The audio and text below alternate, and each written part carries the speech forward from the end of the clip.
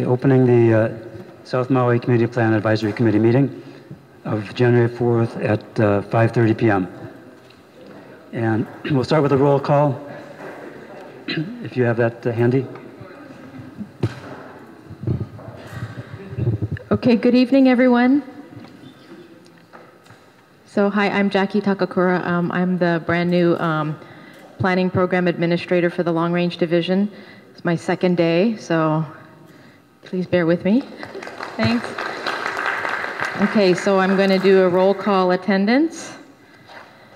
Okay, so Chair Rob Weltman is present.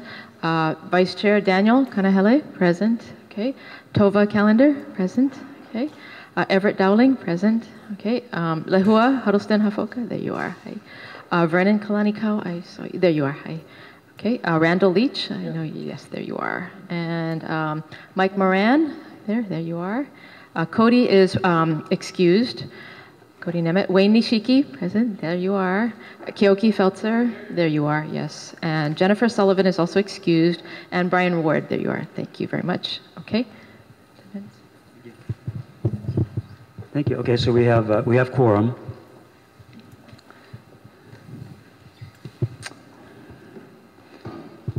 Vilina mai na lala ke komike o lala o kai ulo no ka papa ho lala no Maui hema.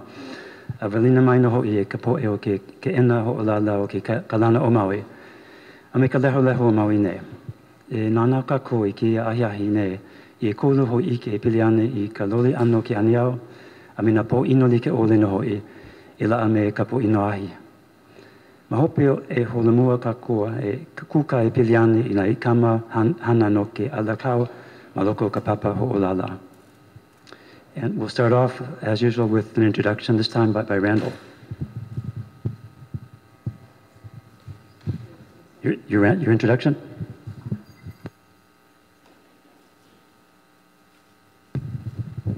Testing. Aloha. My name's Randall Leach.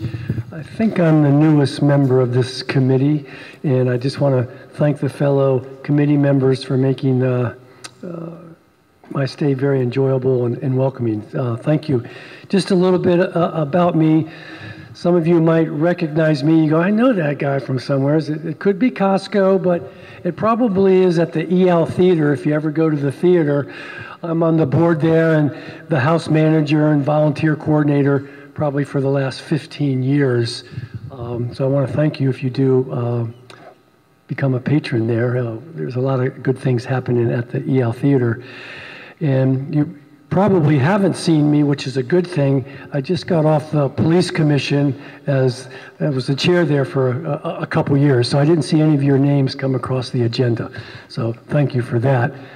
And then previous to that, I was on the Board of Ethics for 5 years and was the chair there for a couple years. And that was really a interesting, informative board and commission. I really enjoyed my time there. I live in Kilohana Ridge, South Kihei. If you don't see me at Costco, you might see me on the beach there. I'm an avid outrigger canoe paddler. Do that 3-4 times in the morning each week.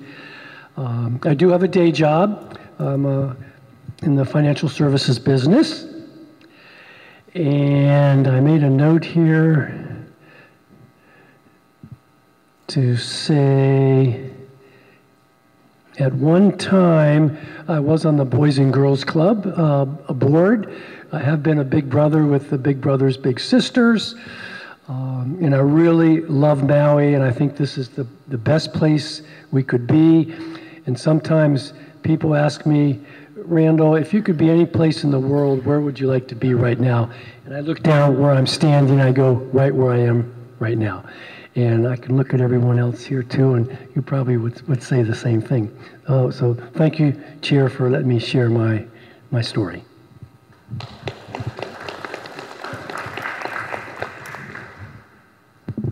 I think we've been around the circle, most of us, but who's going to be next? Need someone else to... Everett, did you speak already or no? No? You want to do next time? Okay, gotcha.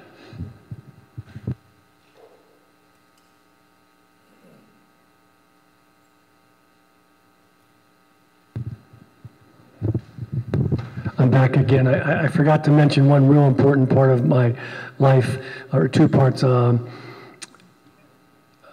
am married. I have 4 wonderful children, 5 grandchildren, and one of my volunteer endeavors over the years is Aloha House. And anyone know Aloha House? All the good work Aloha House does, yeah, for mental health and drug addiction. And I'm on the board there too. And that means a lot to me for what that organization does for our community. Okay. Aloha. Awesome. Okay, so we are live streaming on Facebook again. This is just in response to people from the community keep asking me when are you going to start, when it would be possible to watch real time as we meet without being in the room. And I wanted to talk about the order of the agenda items. Mike?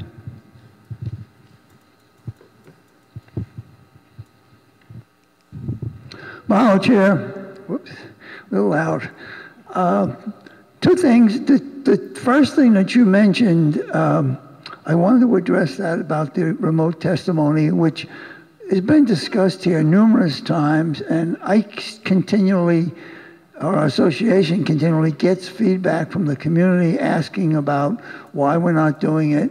And I relay what I understand, and my initial understanding was we were making progress to going to it. It was just jumping over some hurdles, but it was coming, it was coming. Then at the last meeting, I heard a completely different thing, that it was a financial situation, that there was not money budgeted. So I got a lot of feedback when I mentioned that, and one general comment was, it seems every other board and commission is able to do this. So why can't this one do it? And the other one was financial. We have a $1 billion county budget. Exactly how much would it cost to do this if the financial is the issue? I even had one entity that said, I'd be willing to kick in some money on my own if the county can't afford it. So is it possible to find out how much additional money it would take to do this?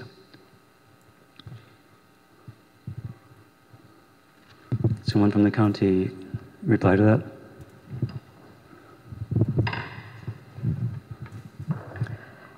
So one of the things that we need to discuss with the new administration is the future plans for the funding. I know that the new administration is trying to be as fiscally conservative as possible, but we do need to discuss that because it is a different administration.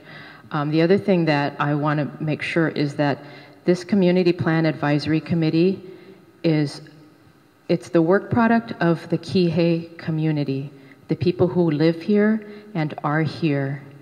When we have Blue Jeans meetings, these meetings are attended by anyone and everyone in the whole world, not necessarily Kihei residents. It's really important that we hear the voice of the Kihei community who is here in Kihei, Maui. I really, really want to emphasize that this is for the people who are here in Kihei. And that's why we're having weekly meetings. We have options for online testimony, written testimony, etc. But it's really important for us to hear the voice of the people who are here. There's going to be more opportunities to get public input in person and virtually when this process goes through the Maui Planning Commission and to the County Council. But at this point, it's really important that we hear from the people who are here in Kihei, Maui now. So I think if you are a part of the Kihei community, we're having the meetings in this area specifically to have the people come who are here to participate. So that's something that's very important to me, is that we really take into consideration the people who are here. I do have to, like I mentioned, talk about the financial considerations with the new administration, but you know, I want to make sure that we hear your voice and not voices from who knows where. So. Mahalo, Jackie, for that. And I understand that you have to, you know, new administration, we have to wait so we can be. I asked the community be patient. On the other point you brought up, I don't see any restriction when we're getting testimony, that the testimony, whether it's written or that this has to be restricted to South Maui residents. It seems like it's coming in from other entities. So I don't think that's the perception of the residents of the county, that this is only for us. But that's just my observation. But thank you for answering my prime question, and I'll tell them that, be patient, we're still trying. And if I can then move on to the other item you mentioned, Rob, about potential adjusting the order.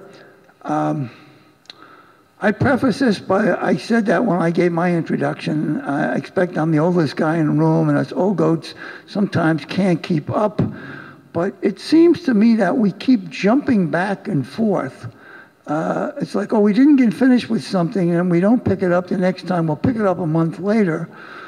And maybe others have better memories or have better system, but I start to lose track of where we were if it's not coming up. So when I looked at the agenda and I see what we were discussing the last time, the transportation issue is now pushed back again, that we're going to do something else. And it seems by the time we get the presentations from the good souls who come out and are educating us, as well as the public testimony, then we're going to go into a new item. It doesn't seem that logically we're going to even get to transportation. So it keeps getting pushed back and forth. So I don't know if it takes a motion, but if it takes a motion, I would ask if we could juggle the agenda and put D before C for this meeting. I don't know what it takes to do that, but I'm making that request. Thank you. Is that a motion? If it takes a motion, yes, that's a motion. I'll second it. So, okay, we have a motion and a second to change the order between C and D. However, I don't think that's really necessary. I think it's just we can still have the presentations, but then go into the review of the transportation network. So in other words, I don't think we need to swap out the whole C and D.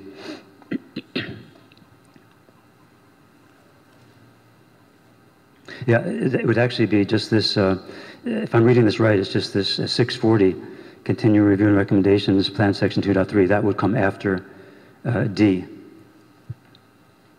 So we have invited speakers, and I think we should give them the opportunity to speak while they're here. So.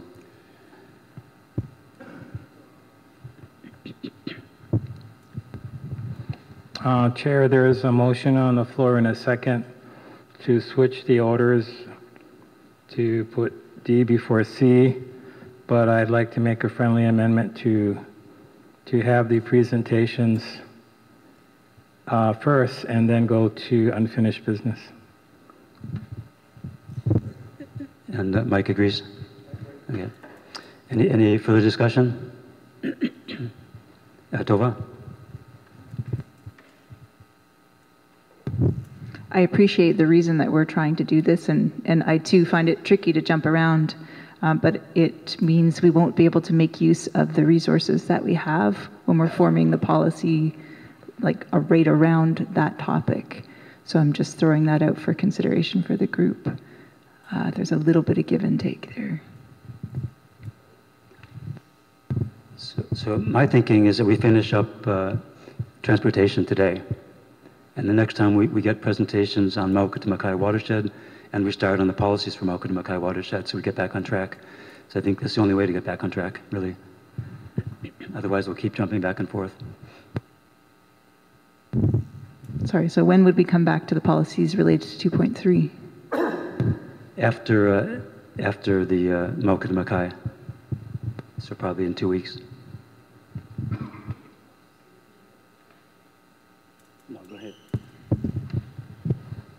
Excuse me, if I'm not mistaken, I believe the plan is to get through all of these items tonight that are on the agenda tonight, and next week will be stormwater and flood. If we can stay on track, we should be able to get through this entire agenda tonight. So that's the plan anyway. And keep in mind, yes, we really appreciate that the speakers have come out of their way and their days off for some of them to help us out with making these very important decisions. Thank you. It's also going to stay more on track if you do have your resources here when you're making decisions.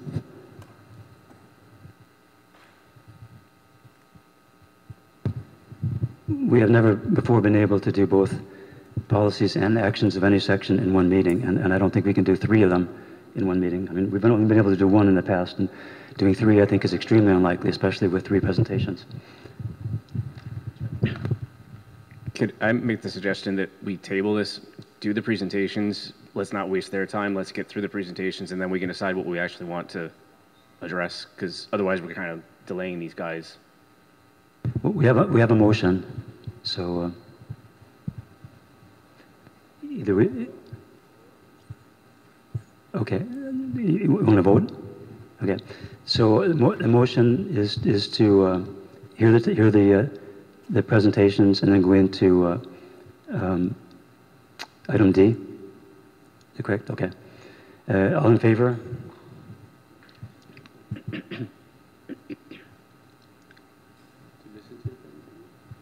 To listen to the presentations and then go into the and continue with the transportation discussion. Yes, after public testimony.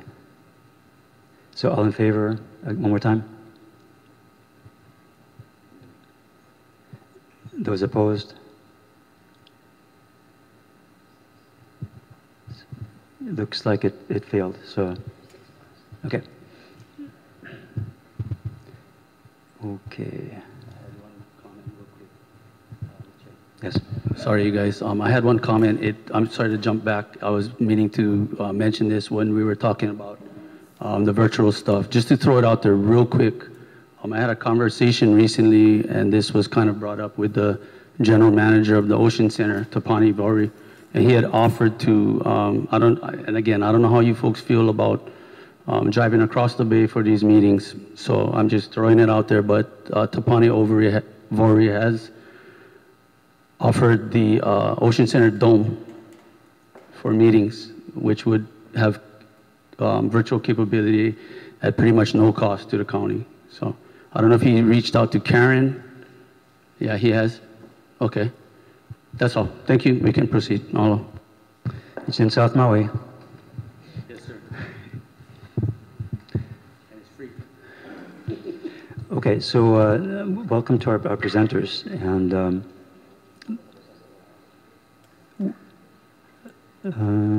the agenda says the presentations first and then public testimony.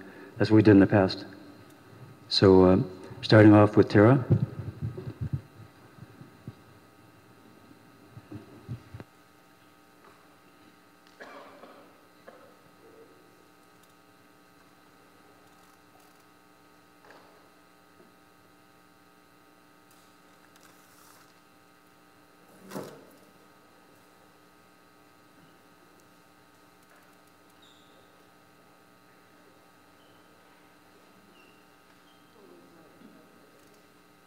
This needs to be on. Hello, everyone. Can you hear me? Okay, don't worry, Mike. You are not going to forget us. Hi, everyone. This is Tara Owens. I am with the University of Hawaii Sea Grant Program. And I'm a coastal geologist, and I serve here on Maui as a partner to the County of Maui. And I work really closely in that role with the county's coastal zone management program. So it's not just myself talking this evening. I am also joined by Jim Buca. He'll introduce himself, but he's a longtime coastal zone management planner for the county. We're going to tag team here. I think I know about half of the CPAC members, so it's nice to see some new faces and old faces. And you guys know South Maui better than us, so we're very privileged to be able to have a conversation with you. Okay, so I presented about a year and a half ago at the Community Plan Town Hall for South Maui, and I'm told by staff that you all are excellent homework doers and that you've reviewed that previous presentation and that I should not repeat for the most part. And we have 5 minutes each. So I'm going to be honest with you, that's going to be really tough for Jim and I, but we're going to do our best. So I'm going to jump into, and we realize that allows us to get to discussion quicker, and that makes sense. So I'm going to hit some highlights. Some of them are repeats from a year and a half ago, some are new. Really quick highlights. Okay, so some of the erosion hotspots. I'm sure most of you here from the community are familiar with these areas in Kihei. Are places like there on the top left, South Kihei Road near the youth center, and below near the old Maui Lu or Maui Bay Villas, where the road is being overwashed or undermined on a regular basis. We have erosion hotspots in Ma'alaya Bay, where we have failing seawalls, very close to condominium buildings. Halama Street are the bottom, middle, and bottom right.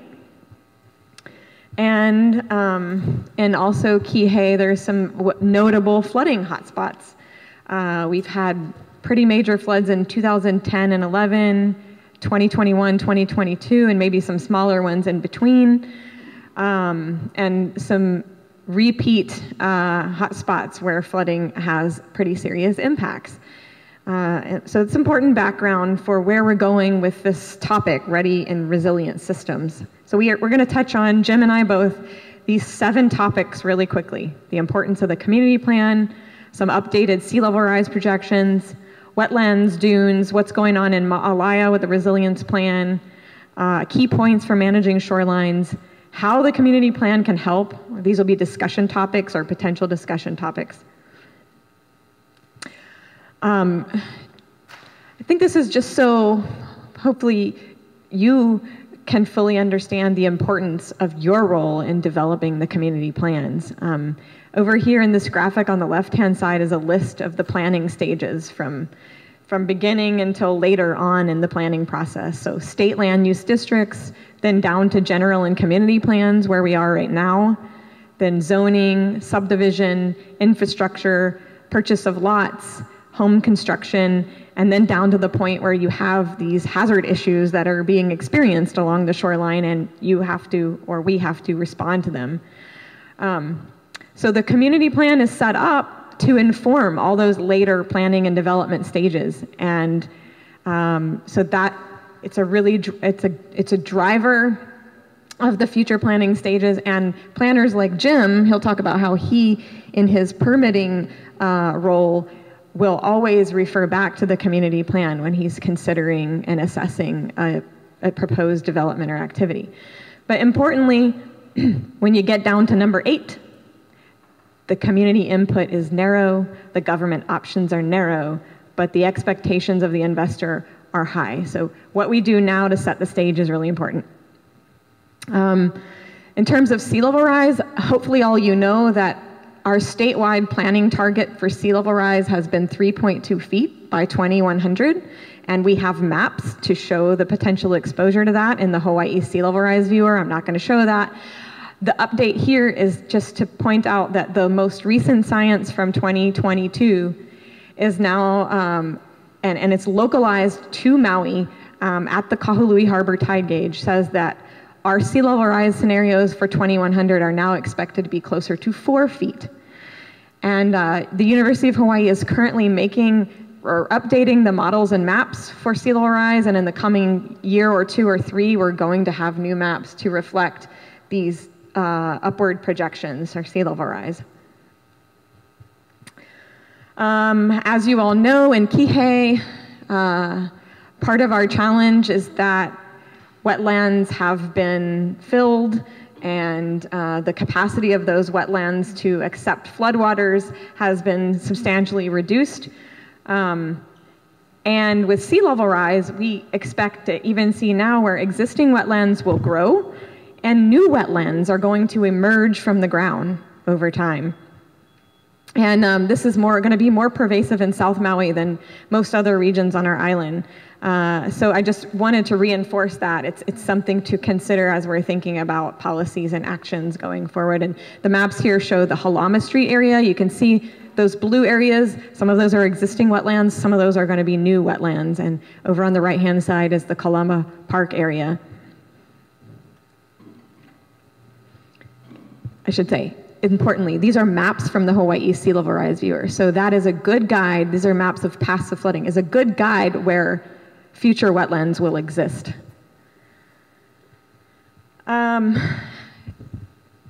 Reefs, beaches, dunes, wetlands, these are all our natural lines of defense against the impacts from the ocean, from both ocean flooding and from landward flooding.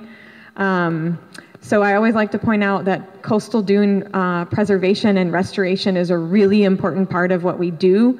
And these provide natural buffers against the seasonal changes that occur on the beaches and dunes. We have a long-term dune restoration program focused in South Maui, mainly at Kamaole 1, 2, and 3 beach parks. There has been expansion to other areas through other stewardship groups besides Sea Grant and the South Maui Volunteers. And sometimes projects are carried out at the property level, the private property level, if it's conditioned through a permit or maybe through an enforcement action. But continuing this work and expanding it is critically important. And on that note, if you aren't aware, we have recently released this Hawaii Dune Restoration Manual, which gives some guidance for how these projects have occurred here on Maui and throughout the state, in terms of the process, maybe plants you would use. And we also have Wes Kreil, who's my Sea Grant coworker, is in partnership with Sea Grant and the county as our designated dune restoration coordinator. So there's somebody to reach out to always for guidance on these types of issues and projects. If you weren't aware, since we presented a year and a half ago, there was a project funded by the county council to study resilience at Ma'alaya, which is one of those hotspots I highlighted earlier. There was a community meeting recently held on November 9th, 2022 at the Maui Ocean Center Sphere. I think there was somewhere around 120 or 150 people that showed up there showing the interest. And so the county council funded this. The project's being carried out by the planning department. And the idea here, I'll read from the screen here. The objective of the project is to evaluate adaptive management strategies for improved coastal resilience. And the project has looked at three things, three tasks. Erosion mitigation alternatives, things like searching for sand offshore to see if beach restoration is a possibility, along with looking at long-term relocation concepts. What's unique to Ma'alaya that doesn't exist in many areas is that there is a lot of undeveloped land behind the developed condo area. So theoretically, there is a possibility to look at the long-term relocation of development. And in some ways, that is already underway. And again, there was a community meeting in November. I'm leaving out a lot, but just as a really high-level quick takeaway, the project wants to explore various options with what's called an adaptation pathways approach.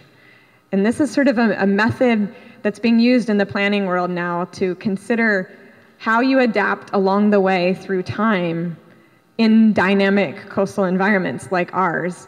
And so along the bottom, you're going to see strategies or resiliency tools. You can see beach nourishment, vegetated dune, repurposing the ground floor of the building, and then leading into eventually managed relocation. So these are strategies, and then over on the left side is a timeline, 0 to 10, 10 to 20 years, 20 to 40 years, and beyond. And so these are kind of like stepping stones toward a long-term vision. So some of these ideas are being explored at Ma'alaya. And I'm going to turn it over to Jim now for points 6 and 7, and then we'll turn it over to the planning department again. Thank you, Tara.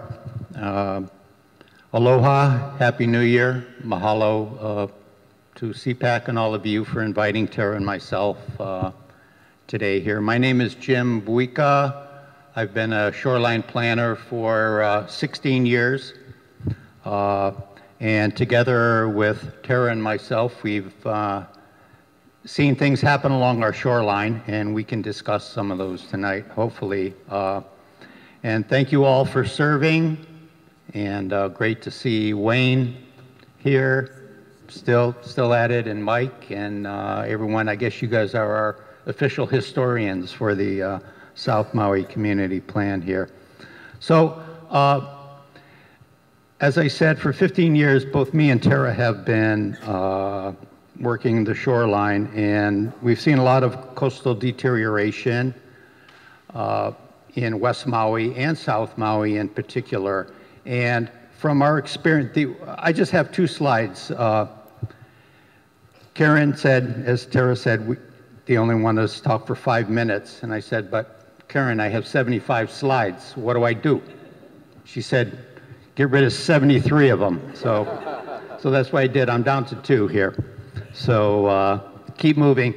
So from our experience, mostly on West Maui, we're a little more advanced in what we're doing in terms of our planning on West Maui because they've had some severe issues there. Key points for managing Maui shoreline. I guess it could be lessons learned from that over that time, Tara and myself. The first point I have is reactive versus proactive shoreline planning. Point 2, shoreline is now managed at the parcel level, and it's managed one parcel at a time in a very reactive way, and it's not a good way to do shoreline planning. And our lesson learned is we need to shift to a regional beach cell approach. You know, Tara understands the shoreline as a scientist for what the beach cell is. So when we have problems on the shoreline and we see this deterioration and the issues, how do we solve these problems? Not from a parcel by parcel, sending the problem down along the shoreline, but we need to shift to a beach cell approach. And so a regional proactive beach cell approach, I think, is really important for South Maui. And how do you do that? Easier said than done. What we do, how you do that is basically establishing public-private partnerships. And that takes a lot of work, a lot of resources, a lot of people, a lot of time, a lot of meetings. Nonprofits, community organizations, kapuna, cultural practitioners, local government agencies, state, federal grants, looking for money, financial people, scientists, Sea Grant colleagues, and certainly private parties that are affected. You know, we're usually dealing with threatened development along our eroding shorelines. So the public-private partnerships is essential, but it takes a lot of resources. And we've been experiencing that in West Maui, and we're now applying these lessons to Ma'alaya area here. So 5 and then 6 I have here. Our objective is really to proactively restore beaches and dunes where we can and envision managed retreat where possible. There are only 6 things that we can do on any shoreline parcel or with any beach cell. If you have development there, you can 1, you can move it back. 2, you can move it up. 3, you can remove it. 4, you can harden the shoreline, which we don't want to do. 5, you can soften the shoreline, bring in beach and dunes. Or 6, you can move offshore so that we're separating. So once the big waves during the high tides are continually going through Unit 101 of the condo there, what we want to do is we want to move the waves, the power of the waves away offshore. So creating some sort of barriers, whatever, moving them a couple hundred feet offshore. So we've proposed on the west side some T-head groins to create a breakwater and have a baby beach behind it type of thing for short-term, intermediate-term protection. So that's kind of what we're learning, what we have learned, and what we're trying to apply and would be good to apply for South Maui. So I just have the second slide here that I presented to the Ma'alaya Village Association at our recent community meeting. Go ahead, Tara, or whoever. Yeah. It has a lot, but just put up the 4. Go down, yeah. So there are 4 project components of these big regional proactive shoreline planning projects, and they're listed 1, 2, 3, 4 down there under project component. We have the science and the technology studies, and that's very familiar to a lot of us, the environmental impact statement work that we do. A bigger part that needs to happen simultaneously is 2, is the community outreach and cultural design, getting the locals involved to making sure the project makes sense to the community, and that takes time and effort. The third is financing for the affected partners. When you have a project that involves 10 condos or a bunch of homes along an extended part of the shoreline, we're not talking $500,000 or $1 million or $2 million anymore. We're talking 10 million, 20 million, 30 million, 40 million. And that, how do we raise that money? How do we put that together? You know, that was kind of a aha moment for me and Tara as we move forward. How do we finance these things? So that's a whole nother objective. And then the fourth one that is permitting a defined project. And the permitting process along the shoreline, because we're dealing with Class A waters, federal, state, county permit authorizations, you can have up to 18 permits, authorizations, and rights of entry just to have a good project move forward. So that can take a year or 2 also. So anyway, you can fill in these blanks here, Tara. But the outcomes of these, doing it from a regional point of view and a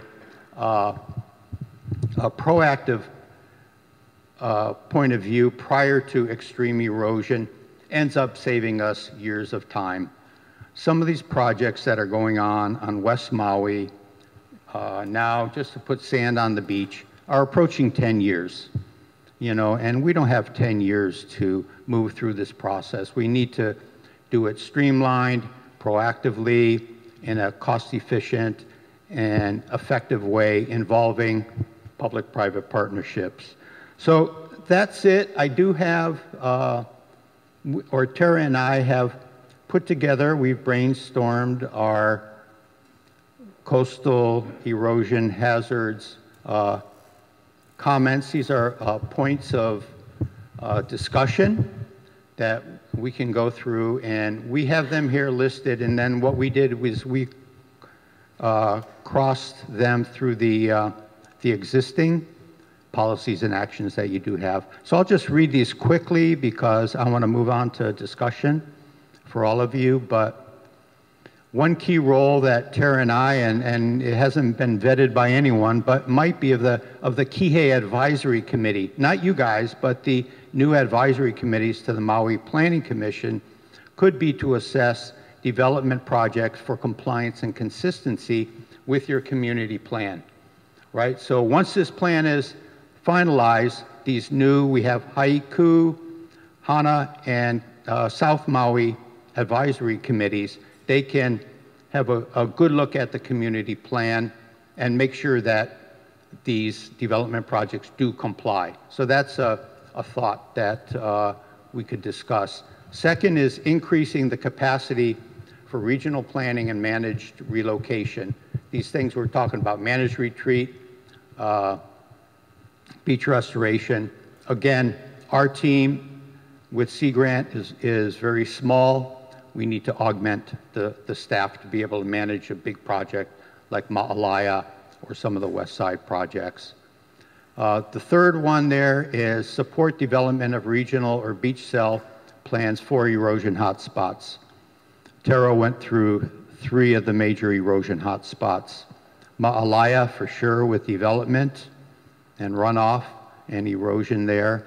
And South Maui, our infrastructure is threatened. And then Ka'onaulu stream area there, also near and dear to some of your hearts here, needs to be managed. So how do we proactively manage those instead of just watching it happen every year? Fourth one there is consider gaps in disaster reconstruction and planning. I have a whole presentation on that. We won't get to it tonight for sure, but you know, we have the December 18-19 storm, deluge, Kona low. We had one the year before, December 4 and 5. How do they compare? You know, how do we document them? And then extend that to a Cat 5 hurricane hitting the entire island, and how does the planning department, how do all of the agencies, how do we recover from that in an expeditious way with hundreds of permits and county liability and lots of damage out there? That's something that we haven't faced in a long, long time. So that's just a general consider gaps in disaster recovery plan. I'll go through these quickly. Support improved shoreline setbacks that factor in sea level rise. We have new shoreline rules that will be before the Maui Planning Commission, or have been recently, and will be next Tuesday again. Continuing on, document repetitive inland flooding events so there is a permanent record of impacts, responses, and lessons learned. How do we set up a clearinghouse or folk like you guys who can document what happened on December 18th and 19th? How do we get it in the written record so when Mike and Wayne are gone and all of you are gone, how do we improve upon, learn lessons from this? The only thing that is going to result is some sort of an interagency hazard mitigation team report. I used to work for FEMA, and we used to document disasters that way. But getting out there and documenting what happened, I think, is critical and hasn't been happening. We just see it happen over and over again. So that's one recommendation. Then some of these preserve and restore wetland capacity, including future wetlands. There is a 2022 wetlands ordinance that Kelly King promoted. It will initiate mapping of the wetlands with community input. And then finally, the last two, and I have maybe another one, preserve and restore coastal dunes by augmenting existing programs. We know where to do that. We need funding, manpower, and resources to do that. And then the final one there, preserve and improve shoreline access, including ADA, and I know that's near and dear to the chair's heart here, so wanted to make sure we got that one. And then I was thinking also, preserve and improve shoreline views along the shoreline. We're losing major views along Pi'ilani Highway as we speak, and we should be looking at that. So I would suggest adding preserve and protect our shoreline views as much as possible to preserve the landscape of South Maui. So I know I went over my 5 minutes, but we got the major part out there representing Tara here. So thank you, and I'll turn it back over to the chair. Thank you. We'll have our third presenter. There will be opportunity for questions, but first we want to complete the presenters. So we have Fire Chief Brad Ventura is going to present.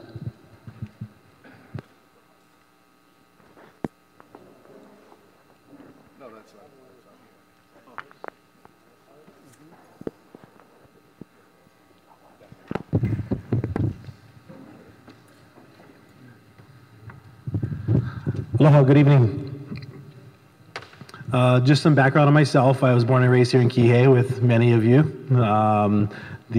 My family, 50 plus years on Haleakala Ranch right here in this side of the island. My family still lives in Maui Meadows in the same house since 1972. So I do remember Kihei boat ramp, being at Cove Park, and all of those fond memories of Kihei. I'll get right into this. What's most important for me tonight is for me to answer any questions you have, not tell you about the fire department. So my story right here will be really brief, and then we can get into questions for both of us. So just to give everybody an idea, for those of you that don't know me, I'm Brad Ventura, the fire chief. With me tonight is Riley Nyatsushiro. He's our fire service chief. He takes care of all of our facilities, both lifeguards and fire. So he has a huge responsibility in our department. On this south side of the island, we have two fire stations. Waimohaihai is the Kihei station, and Kilohana Drive is the Wailea station. Wailea station is the last station to open on this island, which expanded services in 2003. Outside of the fire, we have our lifeguard towers here on this side of the island, Kamaole 1, 2, and 3.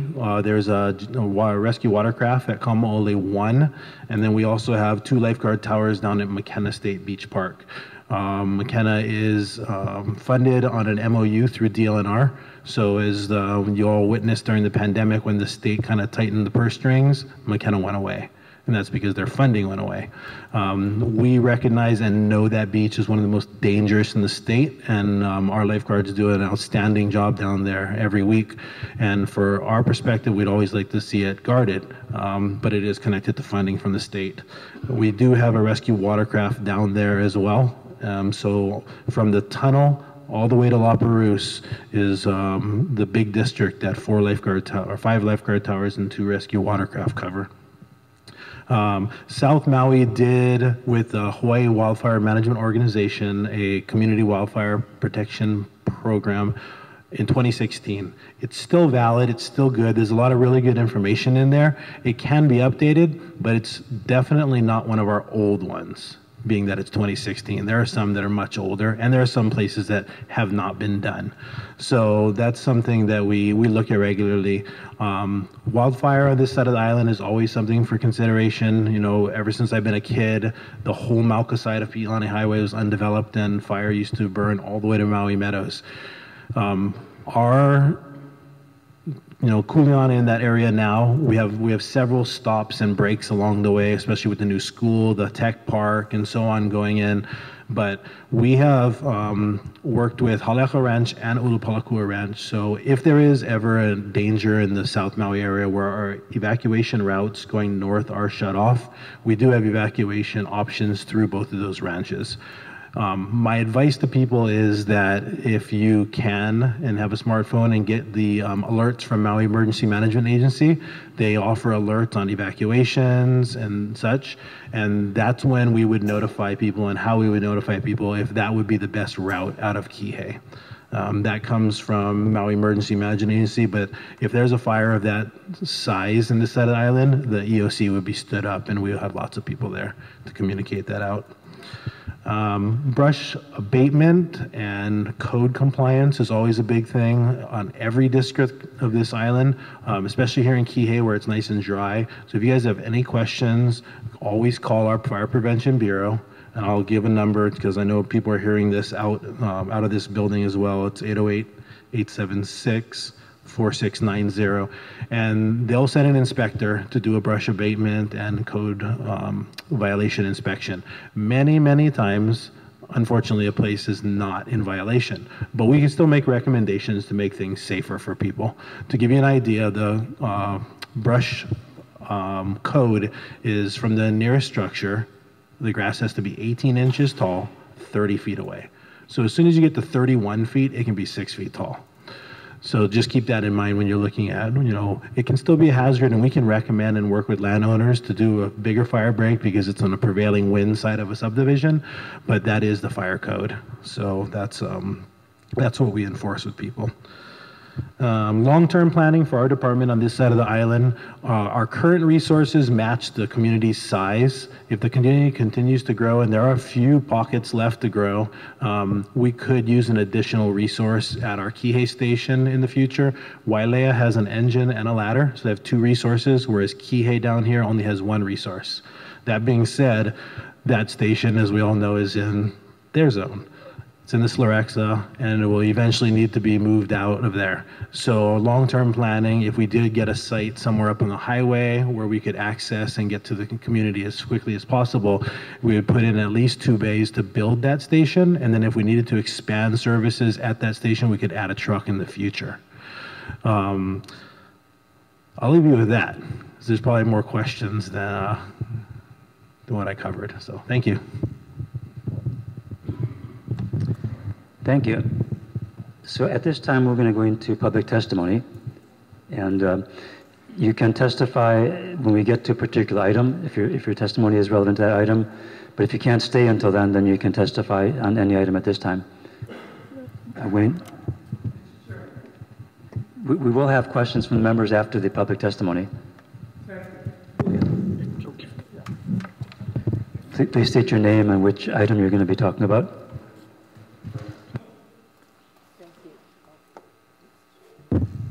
Thank you. My name is Lucienne Dinet, and I would like to address actually both items. The modification of our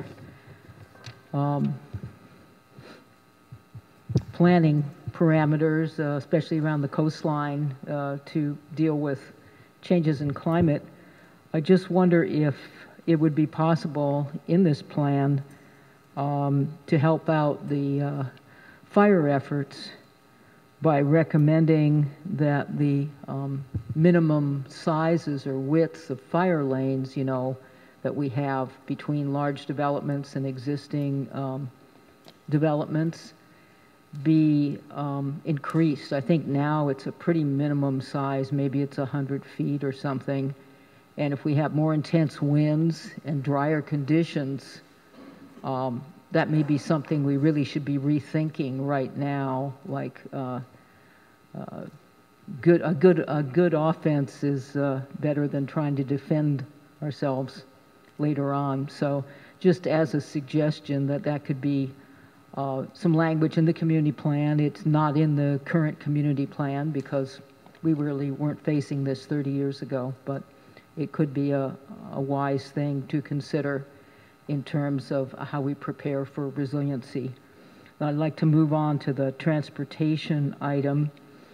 I think most of you who have read the existing community plan realize that one of the strongest transportation statements in it is about the need for adequate transportation infrastructure in Maui before large developments happen south of Kilohana. And it's not only an implementing action, it's written into the general policy statement of the existing plan, and it states pretty clearly that before large developments south of Kilohana are approved for their building permits, that we need to have 4 lanes of Mokulele Highway, which has been accomplished, and 4 full lanes of Pi'ilani Highway all the way to Wailea Iki. We don't have that last section in front of Maui Meadows, and there have been piecemeal attempts to provide that solution in spite of the fact that the community plan is clear. It says that the whole thing should be there, not pieces of it should be there before any large developments are approved. So you have 3 large developments. You have the remainder of Wailea build-out, you have Wailea 670, and you have McKenna Resort / the H2 project. So I really urge you to keep that language. Also, the matter of the impacts to a sense of place that transportation corridors can create, like when we abandoned the traditional road, McKenna Alanui, and built the new Wailea Alanui and the McKenna Alanui, we lost a lot of our history. And some of these new roads even destroyed portions of our history, you know, after archaeological review, but parts of the Aupuni Wall were destroyed for the building of McKenna Alanui.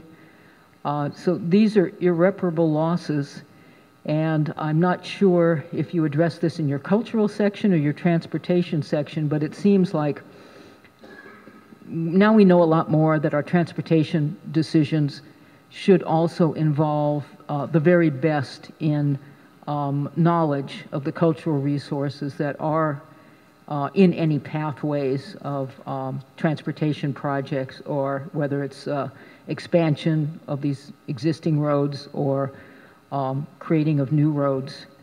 And also, just the last thought, I did watch the tape and see that there was some discussion about whether we want to expand access to some places that are really considered very sacred and vahipana to the Hawaiian people. And I know that's kind of tricky because this is about public roads and public access, but there should be a robust discussion here on what should be off limits and how we make it off limits and how our transportation planning could support that. So thank you for your consideration. Thank you. Any clarifying questions from the members? Kyoki? Lucian, thank you again for coming and testifying. It's more just about mahaloing you for always being vigilant in our community.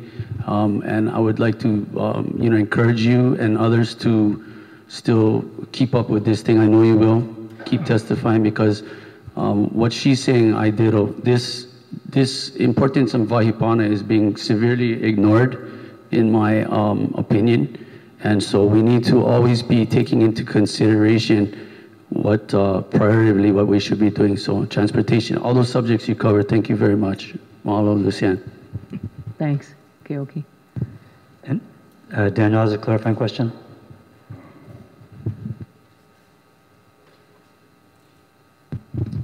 Mahalo for being here, Lucian. I wanted you to clarify the first part of your testimony. You were talking about fire lanes. Do you mean fire breaks? Fire breaks, yes. I don't know exactly what the terminology is for, our fire department folks probably know that, but the defensible space you have between developed areas, so that if wildfires happen, you don't just go from one area and jump over to the next area. You have a defensible space. Were you recommending increasing the width of the fire breaks from 30 feet to something greater? Yes. Whatever it is now, it definitely should be greater. I know the public has come out on this, and with several developments, notably your neighborhood, Maui Meadows, really wanted a larger border because there have been several bad fires on either side of Maui Meadows. So it's something that should be in consideration as we have drier conditions and these roaring winds. It's something that we're going to see in our future. And my second clarifying question is, you talked about in the Kihei Mechanic Community Plan, the current plan, that there was a policy or a goal regarding Pi'ilani Highway from Kilohana to Wailea. Yes, the full 4-lane capacity of Pi'ilani. Do you know where that is in the plan? Well, it's right in the beginning. It talks about challenges, and one of the challenges is having infrastructure that would be concurrent with the planned growth. The plan specifies quite a bit of planned growth. Thousands of acres are slated for growth in the existing plan. I have the community plan. You mind looking it up for me? No, You mean sitting back there? Yeah. Yeah. I could look it up and open up the page and bring it back to you. Sure. Thank you. Any further clarifying questions for the testifier? Kyoki? Yeah, sorry, here again. Just a couple of thoughts on this topic, and actually this topic of fire actually kind of intertwines with the first presentation. Mahalo for you guys for coming as well. So as some of you may not know, I was raised in Maalaea. I'm over 50, so I've seen a lot of change. Not that much over 50, but over 50. But so some of these causes of these fires, public negligence is something that is just, stupidity or whatever. But some of the other causes, as far as like electrical arcing, I know in Maalaea, we've had many a brush fire over the course of my lifetime caused by these such incidents. When the wind kicks up and it gets really whipping in that area, to my knowledge anyway, that's what the cause of a lot of these fires were. And the reason why I say they intertwine with what the first presentation is, a lot of these fires went up Mauka. And if you talk about the health of a coastline, we don't have to get, we gotta look Mauka because things roll downhill. Now, if you look at the mountainside in Maui right now, there's various reasons why there's detriment to the environment there, right? The harbor, wastewater, soil erosion. The mountainside, the vegetation is like literally non-existent. As a child, I remember Kiawe Forest, and Kiawe Forest, Kiawe is invasive, but for that particular environment, it's one of the only trees that could grow in that wind, and it provided a canopy for what grass was there. The grass would always come back in the winter time. Now, there's a lot more drought now. Just clarifying question? Yeah, I'm sorry. Just a comment. Okay, sorry. Thank you, Rob. Yep. Okay, appreciate it. Anyway. Any other clarifying questions for the testifier? Thank you. Mahalo. And next testifier. Please state your name and which topic you're going to be speaking about. My name is Clara Pana, and I'd like to first speak about the shoreline. I've heard the Planning Department's presentation a few times, and I don't know why you keep saying that the groins are good when there's so much controversy about them, about the groins. The groins are certainly better than taking the sand from central Maui and putting it on the beach to be lost into the reef, but there's so much controversy. I don't understand how you can possibly keep saying that groins are good. It seems like that's like a quick fix. You're trying to get a quick fix here, and we do that a lot.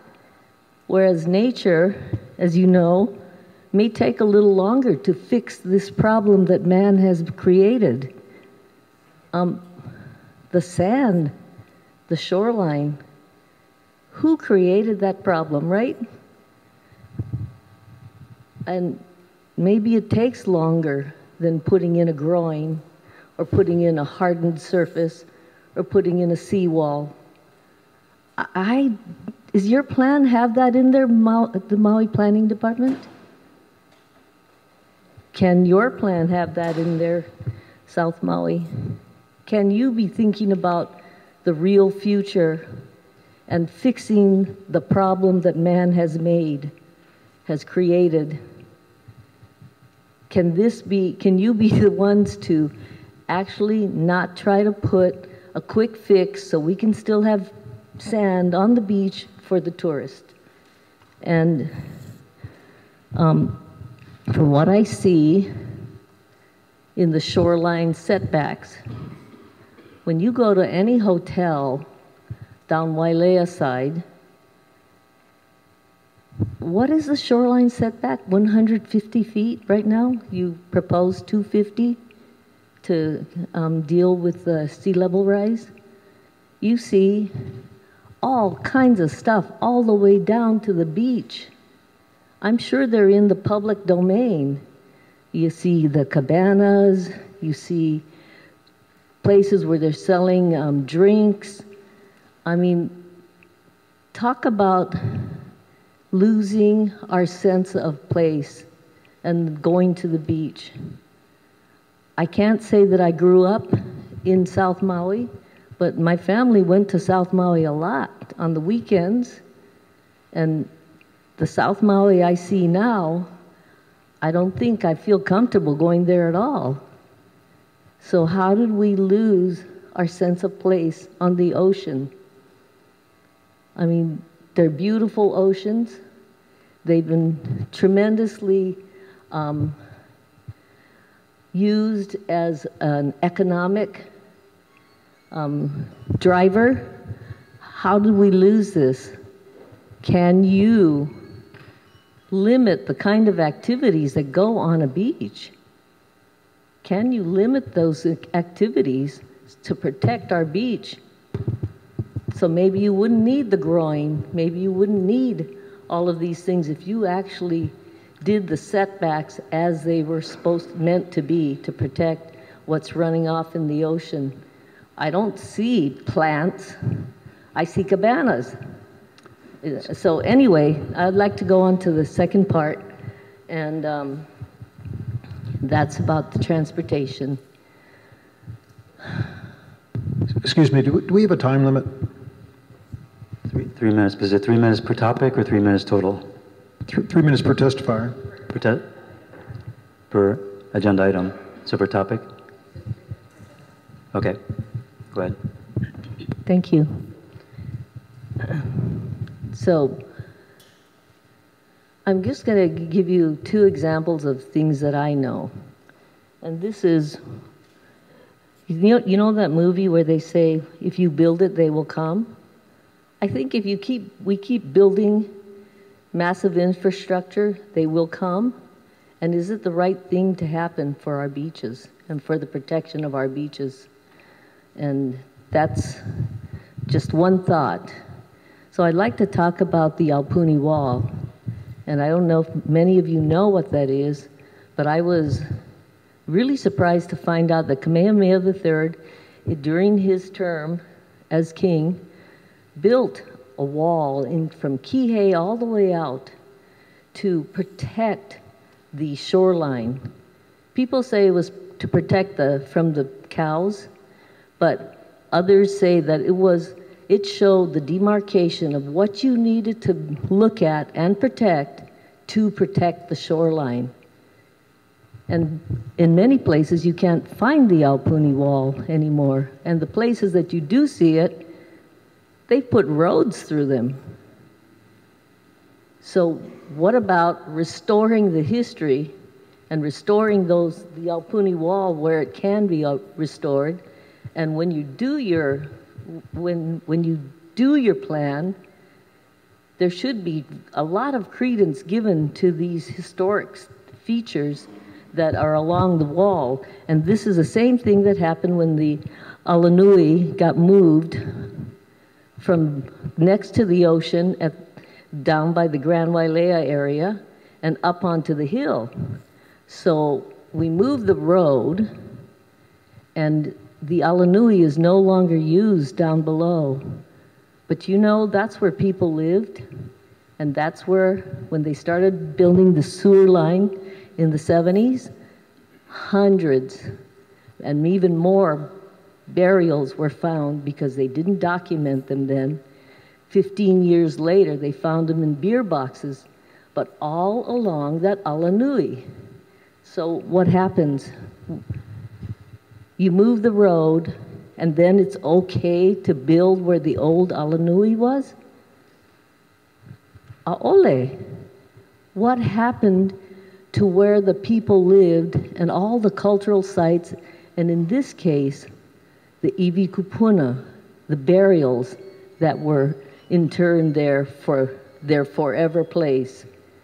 I think these things need to be considered greatly when you are looking at building new roads, and I think you can write it into your plan. Thank you very much. Thank you. Any clarifying questions for the testifier? Wayne? Just a statement. Claire, I wanted to thank you for fighting in Kaului for the iwi kupuna. Thank God AME is out of the picture right now, because I know they mine a lot of sand and moved it to Honolulu for construction. Do you know of any sand dune area in our community plan whereby we can insert the language, or if you know of any sand that is being mined? There is sand in South Maui. I don't know that it's being mined, but it should have the same restriction that it can't be moved from one place to another. It has to stay in the same place. The Grand Wailea was heavily sand mined, as an example. I think that's what you're thinking about. the coastal sands are always at risk. Thank you. Any other questions for testifier? Thank you. And next testifier. Please say your name and which topic you're speaking about. Thank you. My name is Peter Cannon. I'm a local Haole, fifth generation, born in Paia, raised in Malaya. And my topic is the shoreline. I had to bring some notes so I can stay within your 3-minute limit. I'm 76 years old, and I've watched the evolution of the Malaya coastline throughout my lifetime.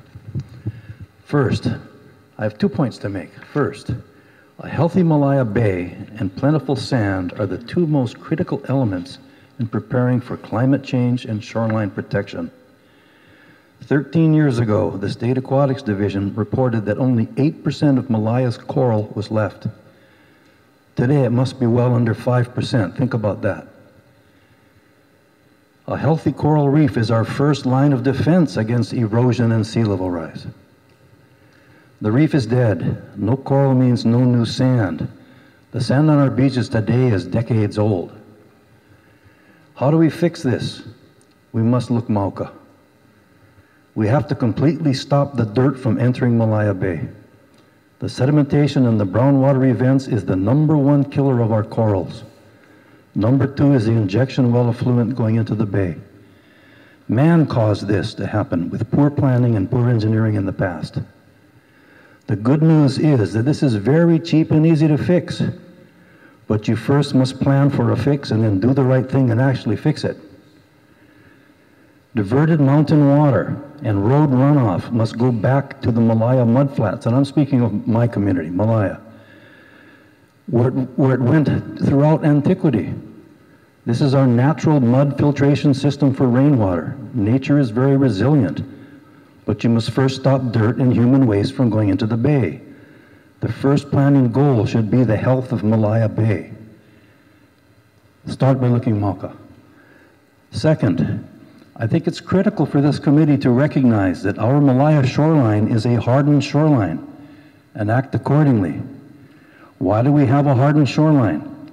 Because the territory of Hawaii and the Army Corps of Engineers decided they wanted to build a harbor in the wrong place. That is, in the middle of the littoral cell of the Malaya coastline. Everybody in this room knows that when you harden one section of coastline, it affects your neighbors. I watched them build the harbor. I watched the immediate, unnatural, excessive, dramatic erosion take place between the harbor and our lot, our home, 7 lots away. Beaches disappeared and the water was quickly eating away the land and formed a red dirt cliff. So what happened? The landowners were forced to build seawalls to stop the erosion. This was long before today's environmental studies and engineering rules and permitting requirements. Future planning for Malaya must recognize that we already have a hardened shoreline, and this is a good thing.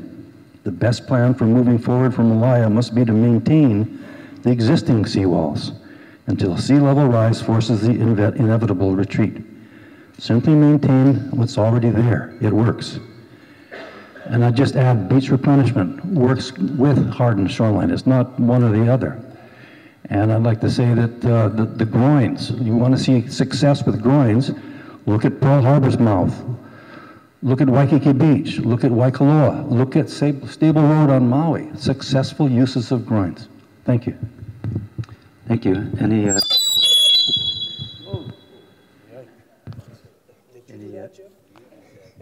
clarify? I had one question for Peter. Sorry, it's not going to do that again, huh? I won't get too close to that speaker. I think I still hear it. Clarify, just so, to my knowledge, some of these streams from Malka were diverted, and I believe it's along the highway now. Is that it? When they built the 4-lane highway and changed it from a small road, they diverted 4 streams. Kanayo Stream is the biggest, and 3 others. And then all the water that rains up Mauka comes down and goes in. Watch from Malaya heading towards the Kihei Junction. Look for the culvert on the right. At the very beginning of the culvert on the Kihei Junction side is Kanayo Stream. This stream used to, the biggest one used to run right across the road, under the road, and into the cane fields and end up in the Malaya mudflats. We just had a big rain. The Malaya mudflats are dry. The water goes down that culvert. All the other streams come down that culvert, and it goes down one little, we used to call it the ditch that ran by our house. Could handle all the water in the world. Now they've got this ridiculous flood control thing built. The first time, earthen dam, busted through all the dirt. Where's the dirt? In the harbor, in the bay. Repeat, another earthen dam busted through. But the point is, there's more water than that stream can actually handle. And the right thing to do is to put the water back where it used to go, back into the mudflats. Maui Pono has said, we love the water, we'll take the water. So get rid of that culvert, divert the streams to go under and into the cane fields. That'll end up into the mudflats of Malaya. That's connected to Kalia Pond. The mud settles in the water, and the water goes clear into Kalia and out through the mouth. Thank you, Peter. Mahalo for your manao. Thank you. Any other clarifying questions for the testifier? Daniel? Aloha, Peter. I found your historic testimony fascinating. Thank you. Were you interviewed for the book that is being written about Malaya? I'll just say I helped with the book. I'm on the MBA board. Okay, great, because I hope some of what you shared with us is in the book. Mahalo. It's going to be quite a book. Mike. Mike? Yes, thank you for coming tonight, Peter, and thank you for all you've done. I've attended a lot of those meetings over at the Ocean Center and seen you there. When you mentioned the stream being diverted, that's when the most of us still call the Mokulele Highway was widened. Is that correct? Yes, when the state made a 4-lane, they diverted those streams. Okay, so that was a state project that did that. State Department of Transportation. If you look on Google Earth and come in, you'll see Kanaio Stream. It's named on Google Earth. You'll see where it crosses the road and goes into the cane field, where the cane field then used the water. But it ended up, any brown water event, it flowed right through and into the wetlands. Mahalo. Yeah.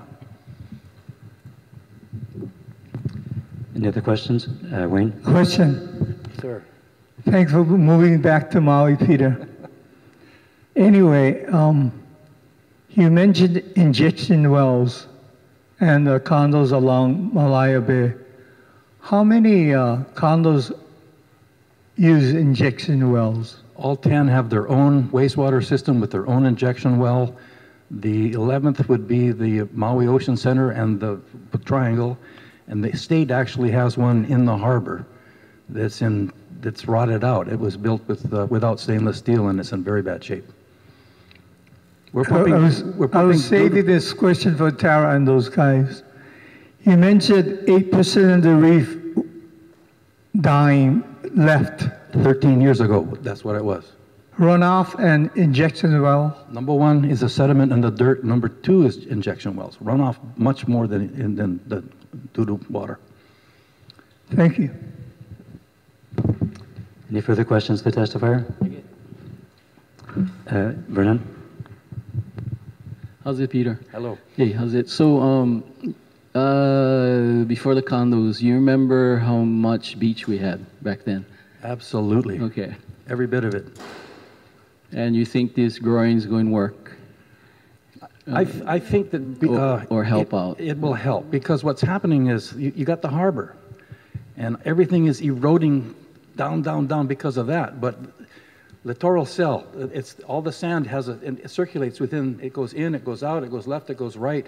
The groins stop it from going away and not coming back. But even more importantly, that harbor is a sand trap. The sand goes in, it doesn't come out. You look how much sand is in that harbor. Look at the sand dune next to Milawai, and on the other side of the groin right there, it's a divot, and that was the groin. Look at the earth on the inside of the harbor. The earth was that far out on the outside of the harbor.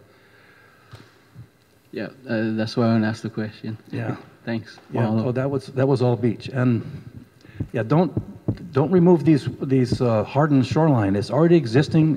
It's not building anything new, but you take it away and you're going to put much more red dirt into the bay. And we can't sustain it. If you walk in front of Kanayanalu, my great-grandmother's house was right there. You walk what little beach is left, 10 feet into the water. You dig under 6 inches of sand, you find 1 foot of dirt. The fishermen go dig worms out of that. You can't grow coral in dirt. Cannot. And all the invasive algae come. And hey, Malaya we had all the limus. We had opai in the limu. All the fish would come eat the opai in the limu. We had all the best diving, the best. Everything was there. Malaya was like Tahiti. Gone. It just tears me apart to see how much of it's gone. But nature's resilient. It can come back. We've got to stop the brown water, and we've got to remove the injection wells, which Malaya community is trying very hard to do. Mahalo. Yeah, mahalo. Any further questions for the testifier? Thank you. Thank you. Next testifier.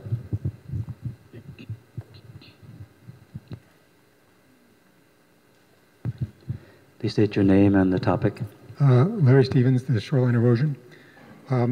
I work with the Maui Marine Resource Council, which several years ago now completed a study in the Malaya area for the Po'akea watershed. We found a whole bunch of problems, and we began working on those problems over the intervening years. Right now, there's a big opportunity for Malaya, which is that there's privately owned land that's undeveloped, Malka of the condos and the commercial area. It's over 200 acres. It's in private hands at the moment. The county at one point approved the purchase of this land, but the purchase has not yet taken place and may not take place with the new administration and the new council. I just would encourage anyone here to please actively support the purchase of that land. At the Mackay side of that property, there are 4 places where streams run underneath the highway, and each one of those has a very serious erosion problem. There are head cuts there, which are contributing massive amounts of dirt at each major rain event. If we can get hold of that property, then we can give it to the state and begin doing the remediation work that needs to be done there. Our group earlier cut a wide fire lane between the state property and the private property. We've also been doing some minor remediation work using vegetative plantings to slow down the water and capture some of the soil in that area. But it's still a terrible problem. The only real way to make progress on it is to get that land into government hands and get these remediation projects happening. Second point is the prior administration has been supportive on helping the creation of a wastewater treatment plant for the Malaya area, which would absorb the wastewater from all the condos and from the commercial area. That involves using state revolving fund monies. We need to get support for that reestablished in the current council and the current administration so that we can continue to make progress with that. The Village Association has hired a project manager to help coordinate all that work, but we need community support, and support from this group would be very greatly appreciated. So thank you. Thank you. Any clarifying questions for the testifier? Thank you. Next testifier.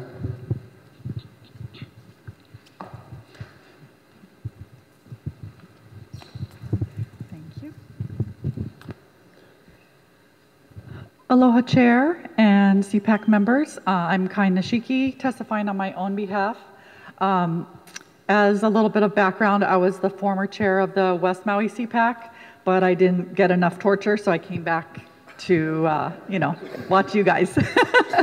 Anyway, we are very, very fortunate to have coastal zone experts like Tara and Jim, and I go to them very often for advice, so you guys are very fortunate. Maui is experiencing some of the most severe impacts of sea level rise in our state, with our only highway to West Maui falling in the ocean, and we have lost miles of beaches to ineffective and costly seawalls and coastal erosion.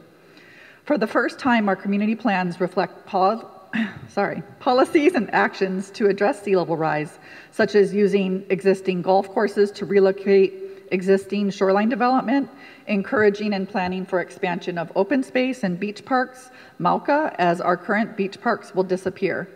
It is important to plan for increasing public park and open space infrastructure on our Mauka moving shorelines. I saw some written testimony from a law firm threatening legal action regarding 2.3 ready and resilient systems. You must understand, these lawyers represent the extractive tourism industry, particularly the hotel industry, that dominate our shorelines, and they want to continue to ignore the science and what we can all see with our own eyes regarding sea level rise, coastal erosion, etc. And it is imperative that we start planning for and implementing managed relocation of structures on our shorelines.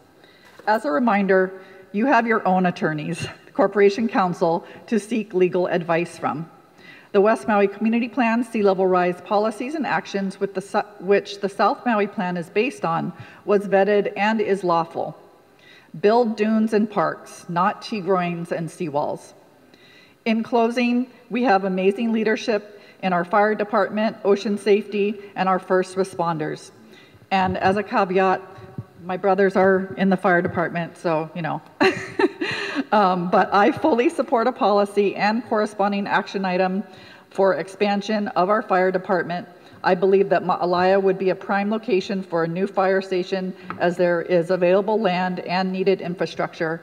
And we all realize that our first responders have an enormous increase in call volume, and it's not just our residents, it's the visitors that they also have to take care of. So we need to support them with funding, with facilities, with more staffing, and it's really, really important for our CPAC members to also understand that, you know, it's not just the time that we're going to put in here voting. I'll wrap up. Not just voting on what goes into the plan, but following it through to the Maui Planning Commission and the Maui County Council. And that also goes with, you know, funding at budget times. Always go and support coastal zone management efforts and also our first responders. Mahalo. Thank you. Any clarifying questions? Daniel? Aloha, Kai. Aloha, Thanks. Anonymous. Thanks for coming to haunt us. Just a quick clarifying question. Did you say that we need a fire station in Ma'alaya or Makena? I would support one in Ma'alaya because I feel that it could help support Central, South, and West Maui from that location. But I defer to our fire department leadership. But it seems like a great location. Any further? Vernon? How's it, Kai? Hi. Yeah, I would agree with Kai only because it's in the middle of Central and Kihei fire departments. They have to work their way through traffic to make their way to the Pali Highway for accidents and fire. So it's just the distance. So makes sense, you know, it's in between. Can service Central and part of the Pali Highway area and growth in that area. And our traffic here no help any to get to those points faster than they can. Mahalo. Yeah. Mahalo, Vernon. Yeah, and I think I was in conversation with Chief prior to the meeting, and he could elaborate on the increase in calls, especially out of the Wailuku area, but, you know, definitely in West Maui and South Maui as well. And so that area or that Ma'alaya could service all of those areas. So mahalo. Kyoki? Yeah, real quick. I promise I won't get sidetracked on this one. But no, I agree with, first of all, thank you, Kai, for coming and testifying and your community work. I would agree with that. Just food for thought, you guys, there's already a car park lot on the intersection up there. I know that for future topics we're going to talk about in wastewater and the treatment plants and all that. But in that area, you know, food for thought, again, it could be a little hub with kind of everything right there. And it'd be further away from, you know, further detrimenting that environment. So, mahalo.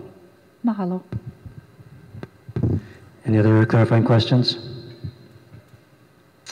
Thank you. And next testifier?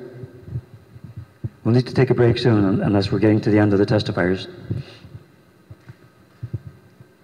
Okay. I am declaring the public testimony section closed, and we'll take a 10-minute break.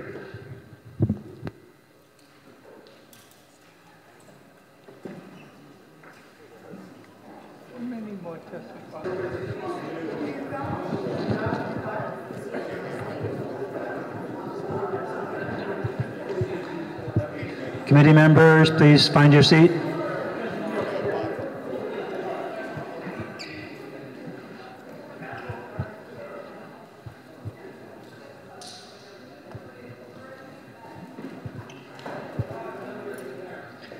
Okay, so let's see, 1, 2, 6. So, committee members, please have a seat so we can start up again.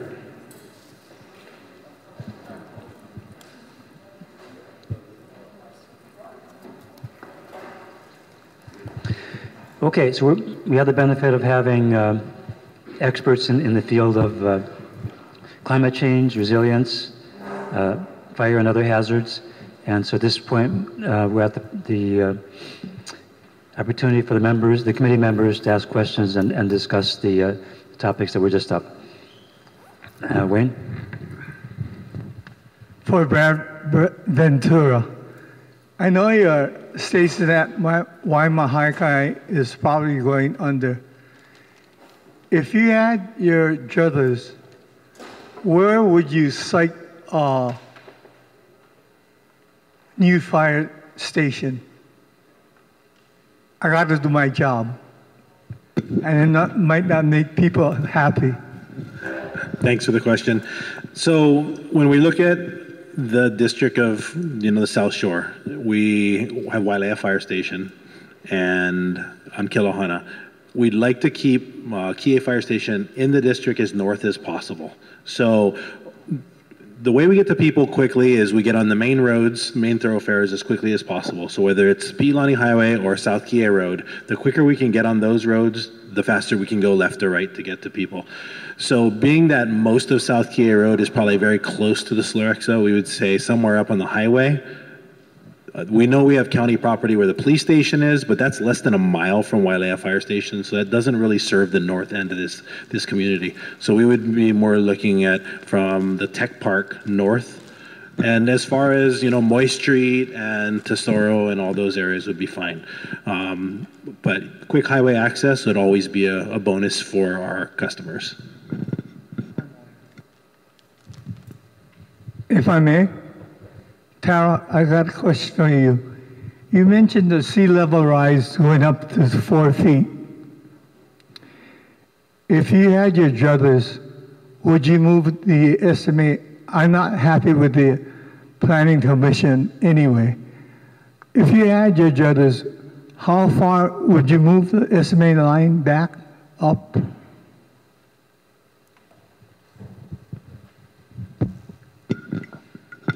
So the question is, I think the question is, would we adjust the existing special management area boundary to maybe be co-located with our sea level rise exposure area?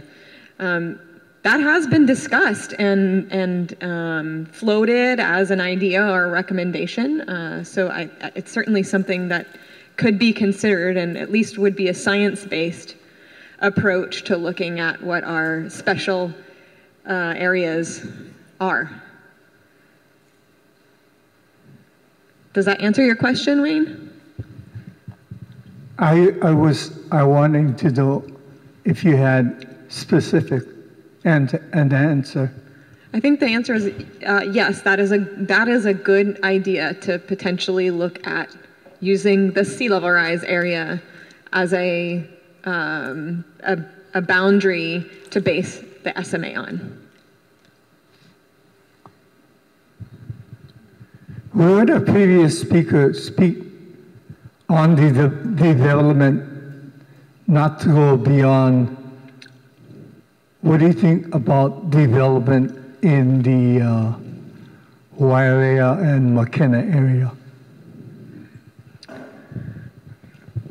Maybe someone can help me clarify that question a little bit. What do I think about development within the sea level I think rise? Lucianne made a statement to stop further development in McKenna and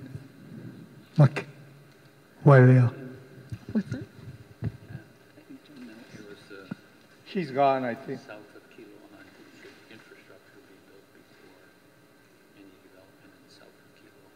Oh, okay. Lucian's comment was about infrastructure and the capacity. I didn't remember hearing a comment about anything related to sea level rise. Did she mention that?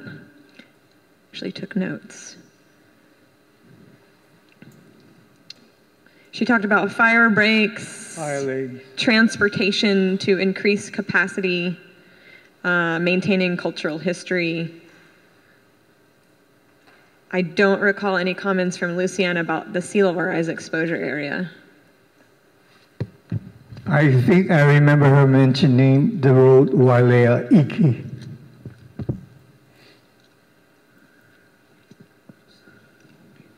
Yeah, I'm not sure, Wayne. Okay.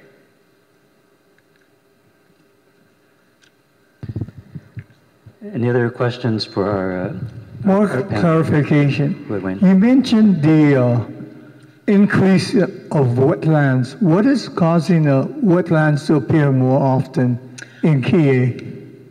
Good question. One of the impacts of sea level rise, I mean, there's three ways sea level rise affects us. One is as the tides rise, we can get water that spills over, floods from the ocean, but we can also get water that's going to come up through the ground as the tide rises up. Anywhere where you have low areas, low elevation areas, that's groundwater flooding. That's one way sea level rise affects us. And so we have areas like that that might be dry land now, or maybe it's intermittently wetland, seasonally during king tides, for example. But those high tides are going to become higher and we'll experience them more frequently. And as that happens, you get that water coming up through the ground and creating new wetlands. And we can generally predict where those areas will be with our mapping. So those would be areas to look at for preservation, conservation. Vernon? Question for Ventura. So 2 years ago, I was in a brief discussion with, I can't remember of the fireman guy from what section he came for. So we met at, the location was like Maui Lani somewhere. So what the discussion was about, possibly like a cultural overlay, meaning using Kaunu'ulu, the Piilani Promenade, the Mega Mall site as an example when there was a fire. This is after Kulani Hako'i Gulch on the north end. And then what usually happens, the good fellows or whoever comes and help with fire break. So back then there was discussion of how to include like GPS or into the technology of when they clear the land for the fire, because what always happened is they run over cultural sensitive areas, particularly on that Mega Mall site or Promenade site. And you know anything about that? Like if that's still ongoing or work on?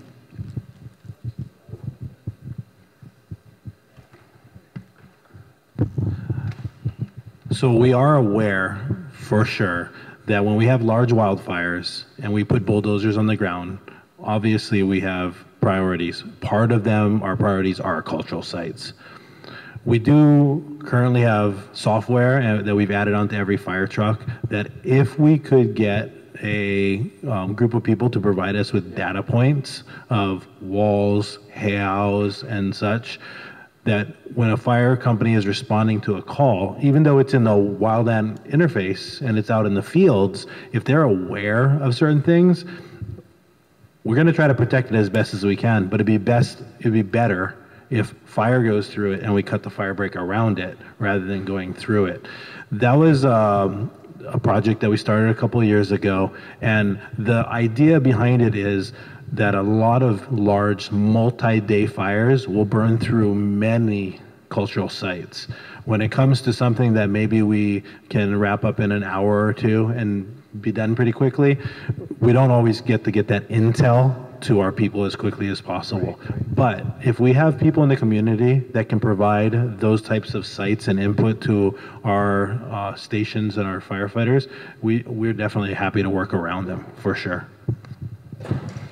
Thanks. Thank you. One more question. This is for Taro or Jim.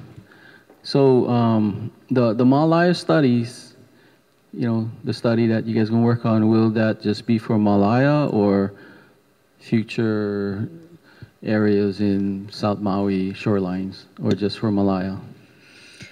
Good question. I mean, you heard Jim say that, one of the missions or directions of the department is to try to move away from parcel-specific planning to regional scale planning that's tied in with beach processes and beach cells, so a systems perspective, not just a parcel perspective. So Ma'alaya presented an opportunity to initiate that kind of planning at a regional scale. And ideally, you would identify other areas where that type of regional planning should occur and take that approach. Challenges, as Jim said, these are really resource-intensive sort of exercises, right? You need to do tons of engagement, and these are really long-term plans that are being discussed. And one thing that I've observed, because I'm not a planner, I work with the planners, but one thing I've observed is that this isn't really in the job description of any particular department or division. Long range does community plans, and CZM does, permitting for short-term development. And because of the impacts that are happening along the coast, that's led the CZM team to sort of take responsibility for trying to, instead of just responding in the short term, turn that into long-term planning. But it isn't necessarily part of their mission or responsibility. So going forward, one big challenge will be who takes that on? I went beyond your question, I think. Oh, but no, I get it, and just wanted, to everybody Thanks. hear it. Yeah. And the second part to that, and this is just a statement or comment, why I asked that too is when we going down the shorelines of South Maui, each area reacts differently, whether you like tea groins or not. And then being with you guys for some time and hearing and learning some of the stuff you guys share from a scientific point of view, I've come to be concerned about the tea groins, because you look at the fish pond, Ko'i'e'i fish pond.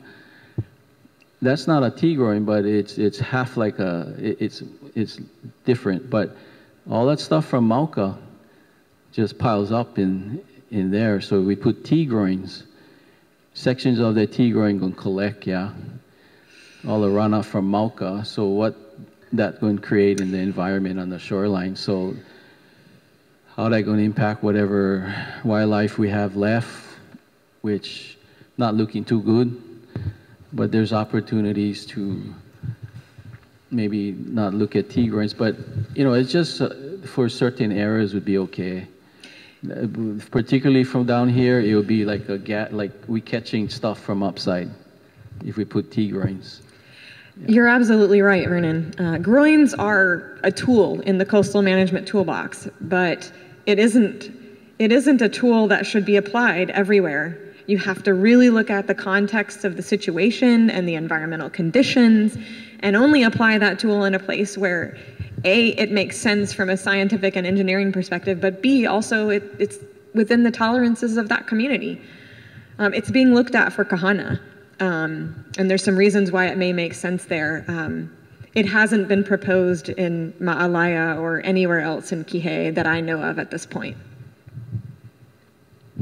Yeah, thank you. But Halama Street was still working on it, the owners over there, but I just watching that for now. Yeah, and that was just some conceptual ideas. Yeah, exactly. Yeah. So, but that's just my now for now. Thank you. Yeah, thanks. Thanks, Chair. I have a question for Fire Chief Ventura. In the resource paper on infrastructure and public facilities, it talks about how valuable it would be to have a good mapping of fire incidents we've had in the past as a GIS project. But it says that the information we have is old. It's like 2015, so and not really that helpful today. Is that something which is in progress to update that? If I understand you right, you're talking about mapping the South Maui wildfires. Yeah. Currently, there's nothing in progress for that. We can quickly pull data though, as far as depending on what we're looking for. We're looking for a point of origin, or we're looking for size. We can pull different information from our records management system that we report into. If it's a map that's wanted, I'm sure we can work with GIS to overlay something like that. What would be the goal of this map? Like, so I know the right information shows up on the map. I didn't write the resource paper, but I think some of the ideas are that if you know where there have been fires in the past, and you can see development in new construction or empty fields or brush control or whatever, you might be able to draw some conclusions about this is an area we really need to do something about. For sure. So yeah, I mean, every fire district and their crews will learn to know what's the most common places that they have fires. And if there is like a hot spot, let's just say, and they're going to regularly every year, then they'll probably work with the landowner to, clean things up or make things, better or safer. One thing that we can say, because we talked about power lines earlier and such, is 85% of wildfires are somehow man-started, whether it's a car on the side of the road, a power line, welding, cutting metal, cigarette butt, whatever. It's mostly man-started. Very few, and even less here in Hawaii, are lightning started. Everett. Chief Ventura, thanks for being here. If you had 3 infrastructure projects as a first responder in South Maui, what would they be?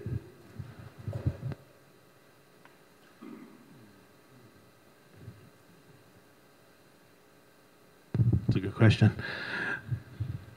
Whenever we look at development, things that we're really concerned about are access, water supply, and with the addition of development, no matter if it's schools, changed roadways, the roadway down in front of the old Maui Lu, which now has a median in it, all that affects us. Anytime we're able to get more water somewhere, like I grew up in Maui Meadows, most of that place is standpipes. That's big infrastructure projects that's going to come out of the water department's priorities. But that, I don't tell them what to do, but if we can get water and access to places, then we can help people faster. So anytime we can open up roads, we had a project recently in Hana where there was a very narrow road and there was parking on both sides of the road, and they tried to make it so that there was only parking on one side of the road. And what that did was alleviated access in the evenings, because everybody comes home at night and parks on the road, and then we can't get fire trucks down the road. So there was a recent project on Hana where there was no access in the evenings, and they basically said, let's just park on one side of the road, and that created more access for emergency response to that neighborhood. So anytime, you know, we're looking at development in any community, we're looking at access, water as a main priority for us to serve our community. In terms of the effluent from the South Maui wastewater treatment plant, would extending the line, if that line were to be extended either north or south, what direction would you go in? What would be most helpful to you? So we're talking about the R2 water from the reclamation facility. We're happy to use that. We actually have it serving our fire station, so we water our grass with it. I'm not really familiar with the extent of it currently in Kihei. I know it reaches the golf course area as well as some of the South Kihei Road area. Again, I would target neighborhoods that have standpipes versus hydrants as the priority, so that we could get higher gallons per minute, we call it GPM, out of the lines. That would help us best. And how about the north-south collector road? Would that be a big improvement for you, or is that in terms of your traffic roadway improvements? Where does that fall in the priorities for you in terms of being able to get to emergencies quickly? Yeah, I personally feel that would help the community in many ways, not only for emergency response, but if we aren't able to use that road, it would alleviate traffic on the other roads that we normally travel if some of those cars are on the north-south road, so that we could quicker traverse through the town on the upper and lower road if that road is completed. Last one. We have a lot of flooding. And when those floods occur, I would think it would really impair your ability to do your job. The north-south collector road construction are handling the runoff in terms of basins, Malka, Pialani Highway. If you had one or the other, which one would you go for?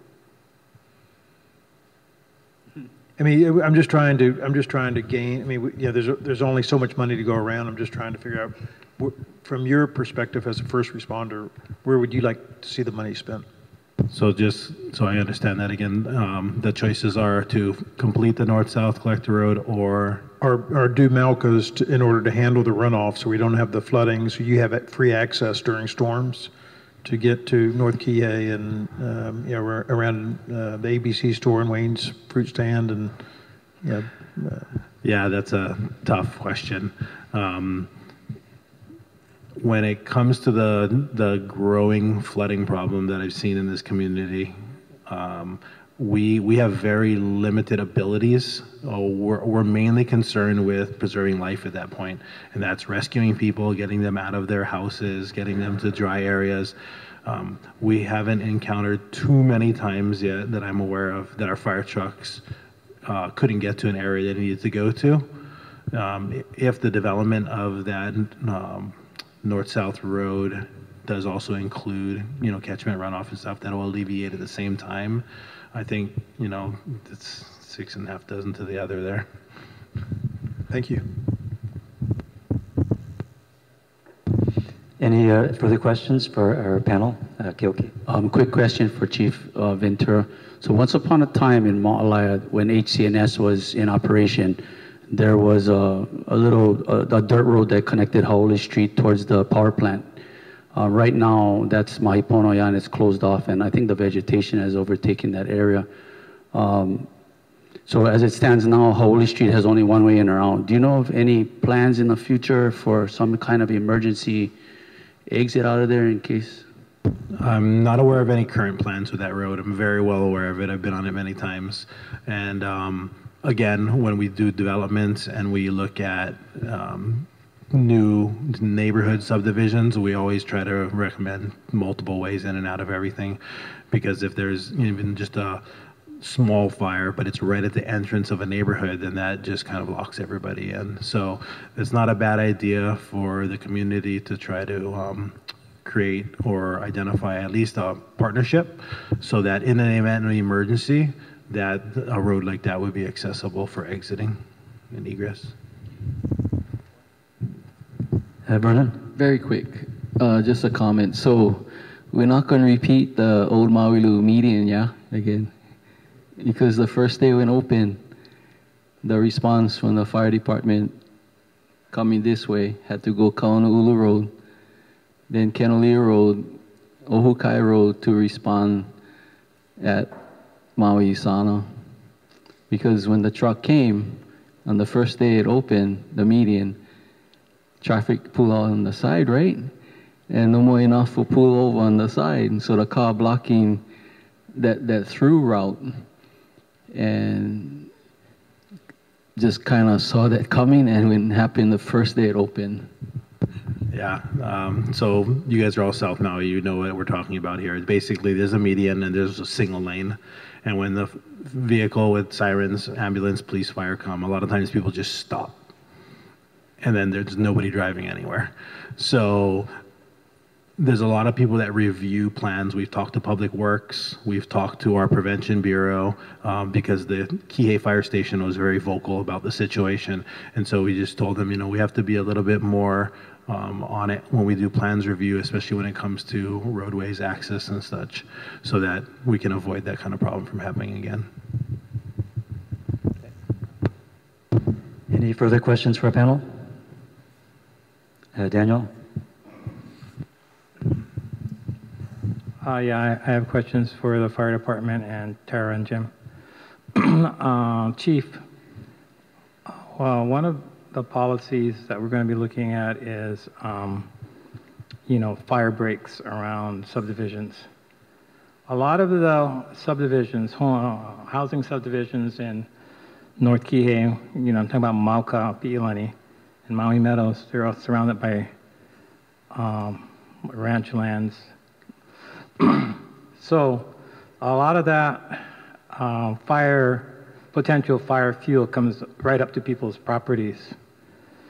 So do the owners of these large properties have a responsibility to cut a fire break away from property lines in subdivisions? Is there some reg on that? Yes, there is.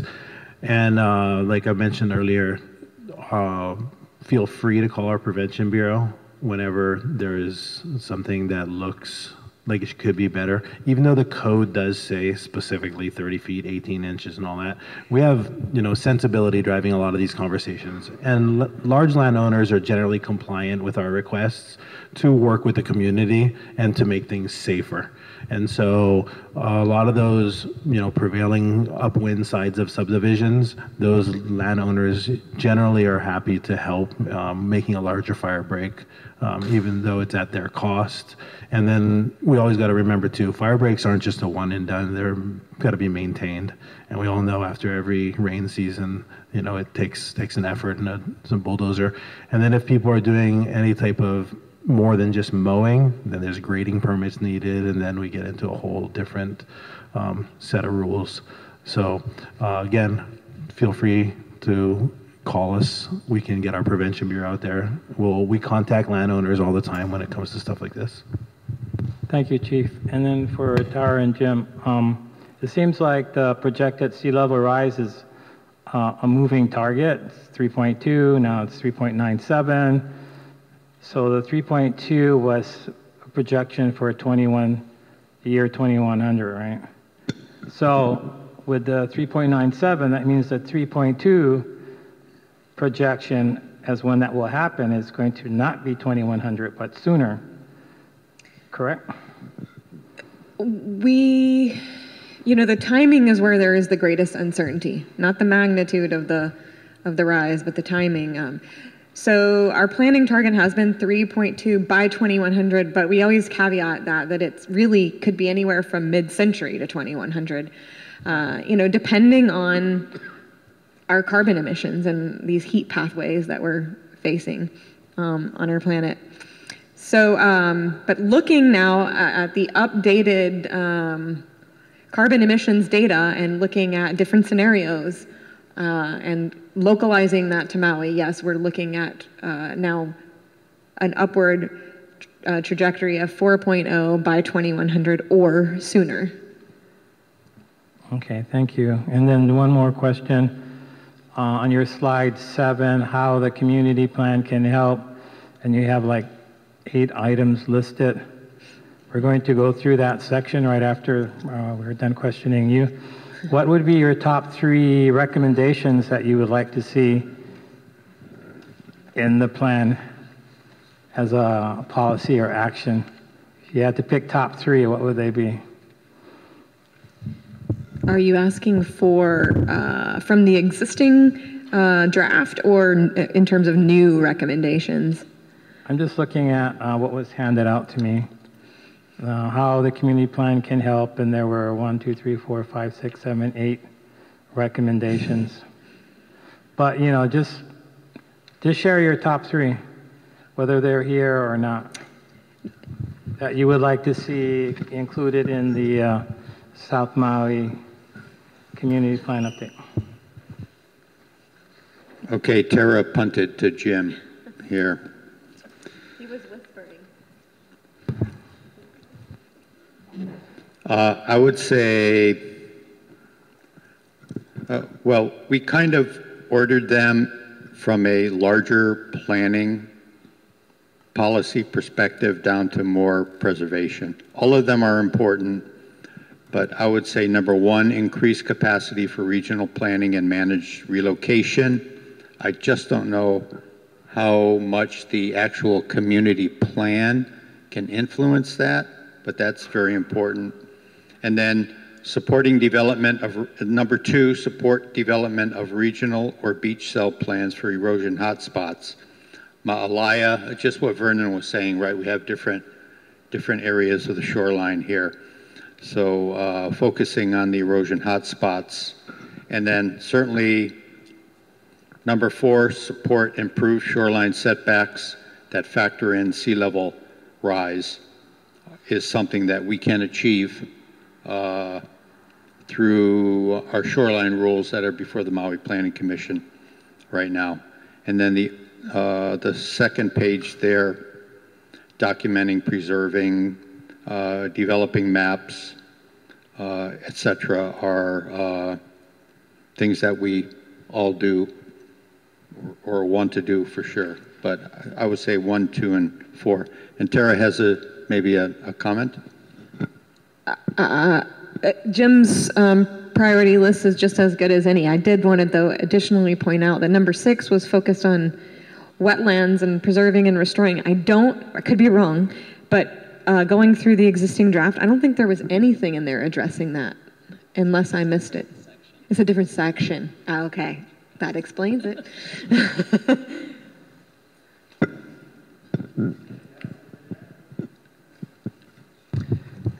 Any further questions? Mike? This is for the chief.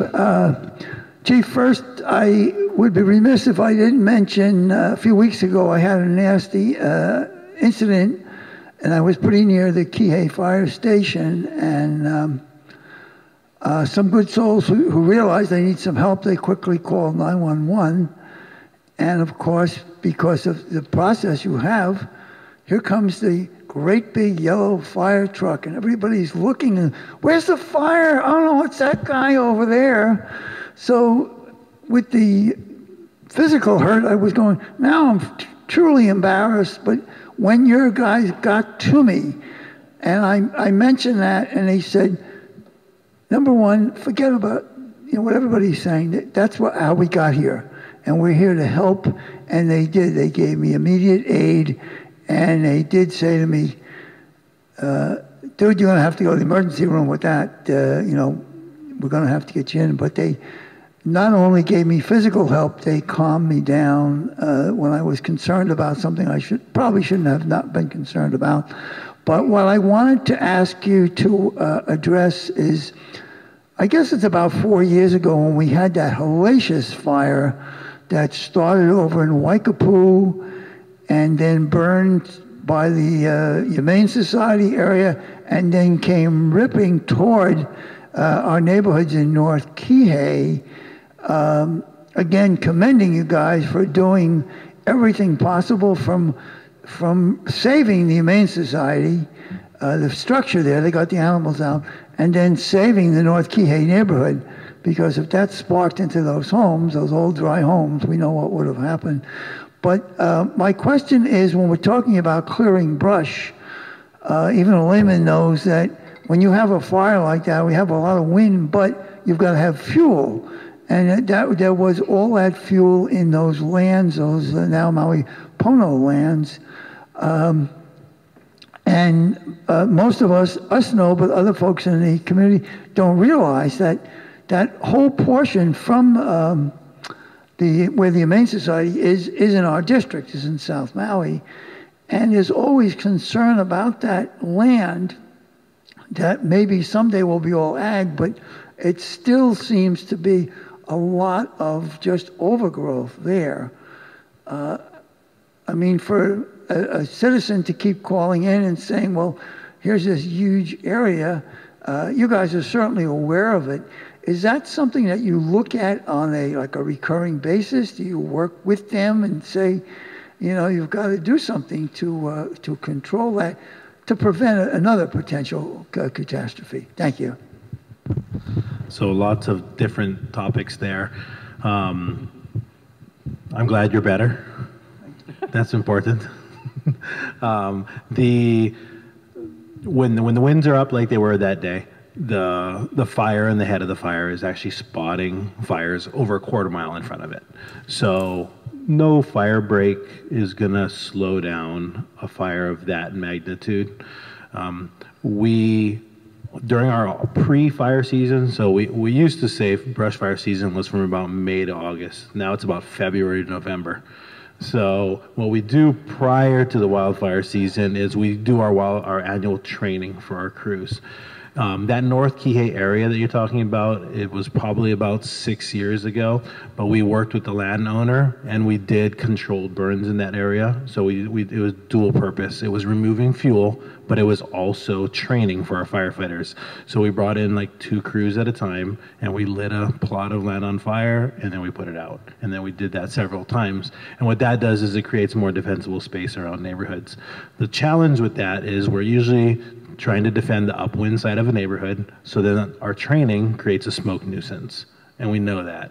So it's very challenging to do it perfectly, but we have done it in Molokai, Puamana, North Kihei, Waiko, where we've timed our preseason training with some mitigation for the community at the same time. And you know, as long as the landowner is willing to let us kind of back, we're happy to do some training here and there to protect some neighborhoods. Any further questions? Daniel? Chief, do you know that the Maui County Council passed a cultural overlay ordinance? Okay, well, the county archaeologist, Janet Six, and the GIS staff in the planning department are working on a database to document cultural sites throughout the county of Maui. And I think it might be good to work with them to help build your own database so that when you go in to fight a fire, knowing where these sites are can be helpful to avoidance if possible. So I just wanted to see if you knew about that.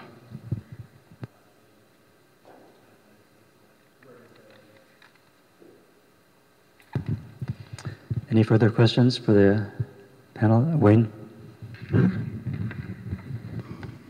To everybody here, statement may sound racist, but I call it classist. Chief, what do you think about gated communities?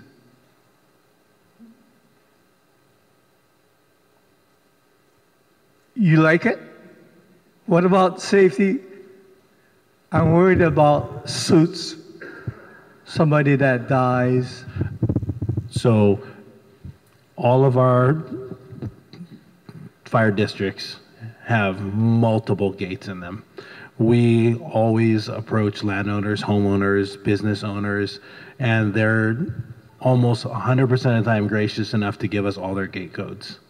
So we have a software on our truck called a pre-incident planning software, and if there's a business or even a home and we go to it and we prepare for a fire one day there, part of it is gate codes and entrance. So like I was in the Peely for the last 3 years when I was online, and we had over 2 pages of gate codes for just that district.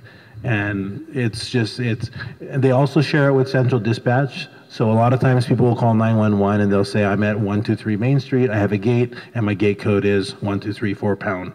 They'll relay that to dispatch upon their 911 call, and then in our printout or on our mobile data terminals in our truck, we'll see the gate code. So there is a way for us to work around gates. In a time as being a fireman, have you ever seen any fatality occur from a fire, emergency? I don't know what you guys go through. Because of a gate? Or personally, I have not because of a gate. I can kind of reference back to the Hurricane Lane fire in 2018 when nobody was home and we were going in and out of all those homes, and we figured out a way to bypass almost every gate to get in to protect the homes that night. Thank you. Any more questions for the panel? One more. Oh, Everett? For some gates, I've noticed that they have an emergency siren. Is that mandatory now? Is that a requirement for gates to have that? It's not a requirement per code. And what you're referring to is common in neighborhood gates.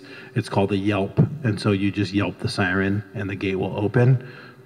Works about 80% of the time. So the code is the best thing to have. Thank you. Okay, Mike? Chief, Wayne's mention of gates brought something to mind, and this is a different type of gate.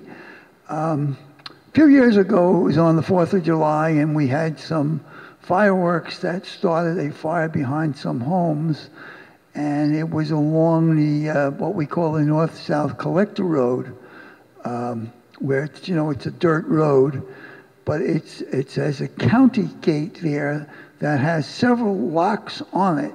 So it seems like the concept is HECO must have a key to one lock so they can get in. But one poor man who lost his home there said that when the firemen came, they said, well, we have no gate, no key to that, so we're going to blast it open. And the question was, why doesn't the fire department have a key? And my layman's reaction was, well, how many keys would you have, and what could every fire truck carry the keys? And I thought that was just a tough situation. That was the solution, was break it open. But is that pretty much the case? There's no logical way for you to have access to all those county type of gates? Yes, so again, it goes back to our fire pre-planning. So our firefighters daily are driving around the neighborhoods trying to find out access and water supply, right? What happens often is security issues. People maybe a key gets loose and it gets out, so somebody will change a key or change a lock, and then it takes a little while for them to get us a key. When we do have to force our way into gates, we practice not damaging the keys or the locks, because we know now you got to give everybody a key again. So we'll try to cut a link in the chain so that all the locks can still remain intact and still be used tomorrow. There's ways to get in gates that hopefully they can continue to work tomorrow immediately rather than somebody having to rebuild a gate. So we try to do that. Mahalo. Yeah. But we do have a big ring of keys on every fire truck. Okay, are we getting towards finished with our panels? Okay, thank you very much for coming and answering all our questions and presentations.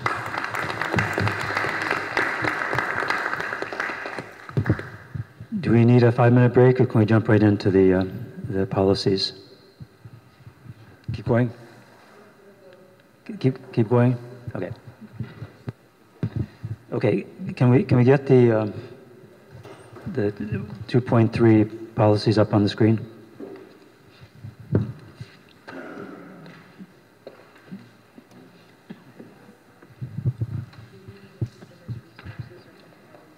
Oh, I'm sorry. You're excused. You're very welcome to stay, but you're excused if you want to go. Oh. Yeah.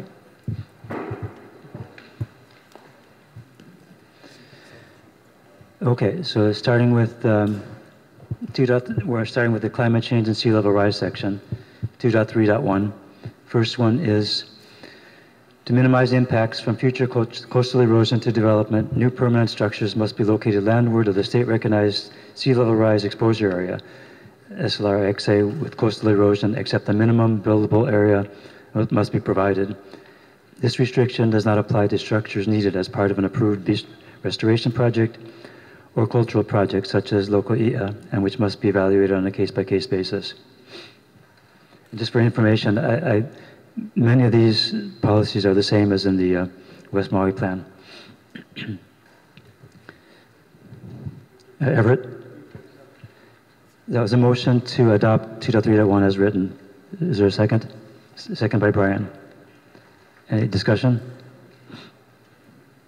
Daniel?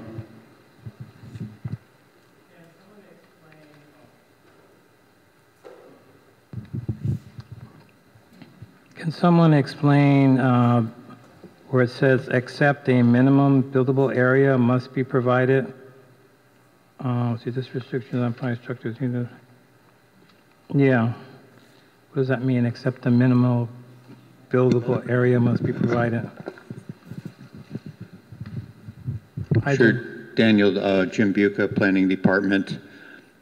Some parcels are less deep or narrower than the actual Slurexxa, right? So the Slurexxa goes beyond the parcel boundary. Example, Hau'oli Street, Ma'alaya goes behind most of the condos there. So if you had an empty lot, just to honor the land use entitlement of that property, there is a 35-foot buildable area at the most Mauka part of the lot that is allowed, added on to a 15-foot front yard setback. So from the road, say Hau'oli Street, 15 feet towards the ocean, then you could build in the next 30 feet. So as far away from the shoreline as possible, but there still would be a minimum buildable area. So that's what that language means. Or Okay. Halama Street is another example. That's an example, yeah. Yeah, yeah. And there's probably more examples. Yeah, of Halama situations, Street yeah. is similar to that too. Okay. Yeah. Yeah, thanks, Jim, for explaining that. Okay.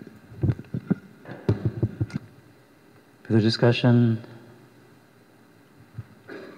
Any objections to the adopting the motion for 2.3 to adopt 2.3.1? Fine, we have adopted 2.3.1 as written. 2.3.2, oh, this is a big one. Again, this is the same as in the West Maui Plan. For redevelopment and new developments within the Slurexxa, developers must proactively coordinate with the Maui County Planning Department and adjacent or nearby property owners to understand possible collective relocation options for at-risk structures. B, incorporate results of coordination into development plans by citing any new planned structures out of harm's way. C, not hold the County of Maui and State of Hawaii liable for any and all future costs associated with maintaining or protecting the property developed within the Slurexxa, including costs associated with retreat, hazard mitigation, and cleanup costs to maintain the health of the nearshore marine environment from material debris originating from the ocean or from the structure's own deterioration or failure. And D, recognize that permit approvals from the County of Maui will be conditioned to prohibit future shoreline hardening for the property or project. That one's actually slightly different from the West Maui plan, but it's in principle the same.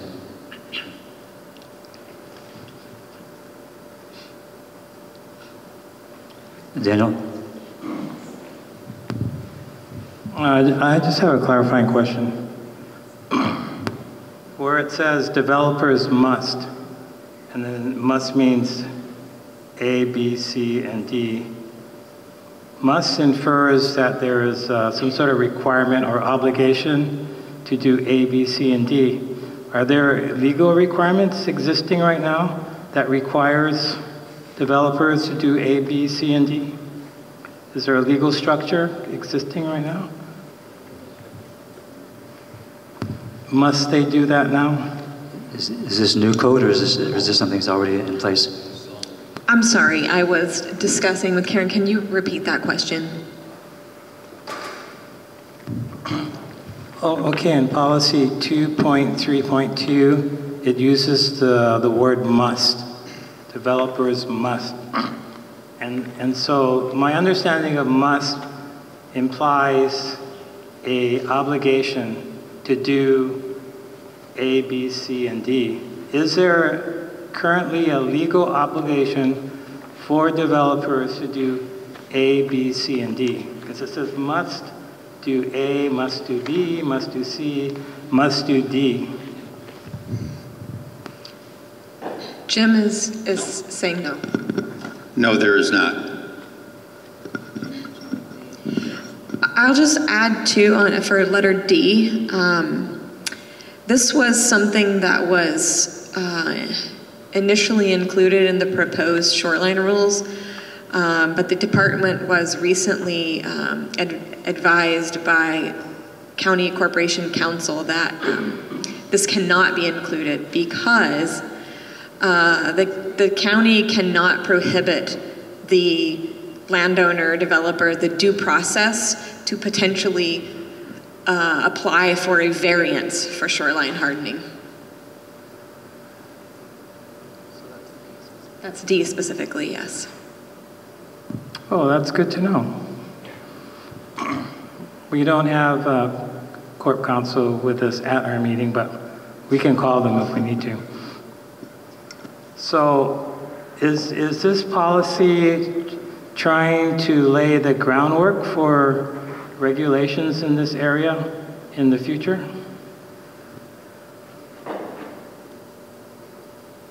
Maybe Jim wants to respond. I believe the intent of this policy is, again, to get, at least with A and B, is to start to think more regionally. Again, parcel-specific decisions on beaches and natural systems don't work, right? So you have to work together with your neighbors and, experts and the regulators to look at regional solutions to some of these erosion problems or even maybe flooding problems. And so I think this is the attempt to sort of make a nod to doing some of that coordination and not just thinking on a parcel-specific response level. Yeah, and then just in general, the Slerexa, right, the sea level rise exposure area, has no legal standing at all at this point, right? It's we're attempting to incorporate the Slerexa, the erosion hazard line, into our shoreline setback rules, but those are not rules yet. So I don't think there's any legal standing. Correct me if I'm wrong, anyone from the planning department. But at this point, I mean, it's a good direction to go in, and we hope to get there someday, but not at this point. So the West Maui Community Plan, instead of the language in D, it says, make efforts to waive the ability to ever request shoreline hardening for the property or project from the County of Maui or the State of Hawaii. So I don't know if that has been vetted, so that is approved, but whereas the new language is not. So that would be an option. That part was vetted before the West Maui plan was passed. Okay. Question for Tara or Jim. Just referring back to D, permits will be conditioned. Are there specific conditions now existing as far as like considerations or that you can think of anyway? What conditions are there, if any?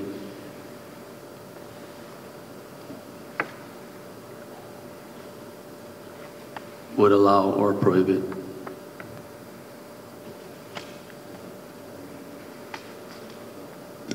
I don't know if this is helpful or not.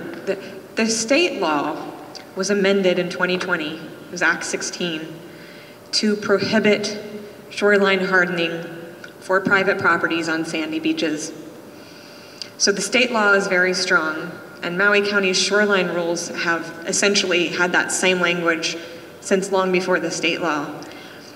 However, in state law and in the county rules to follow that, there is this variance process, which essentially means an owner could apply for a variance, which means that it's an exception to the law. In doing so, there are very specific and strict criteria on what would allow the department to support a variance. So I guess all that to say, the laws are relatively strict. It's unlikely for new shoreline hardening on private properties on beaches to occur. But there is this variance due process that's still offered to applicants. I'm sure what the folks on the North Shore of Oahu are experiencing right now is going to determine a lot of what can and cannot do, right? I mean, there's some serious stuff going on over there that we've been watching, you know. That's right. There is unauthorized structures that have been built on the North Shore of Oahu, and there are lawsuits and countersuits between the state and those landowners that are yet to be resolved and could set precedent. Thank you. Thank you. So, given that you've been advised that we can't adopt the language in the proposed sub-item D, would you recommend that we adopt the language which is in the West Maui Community Plan, which is weaker, but I guess is valid? Can you read it again? D, make efforts to waive the ability to ever request shoreline hardening for their property or project from the County of Maui or the State of Hawaii.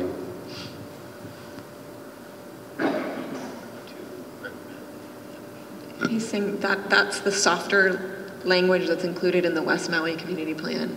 That was, I guess, previously vetted by Corporation Council. So it's similar in intent, but maybe not as direct. I leave that to you folks to decide.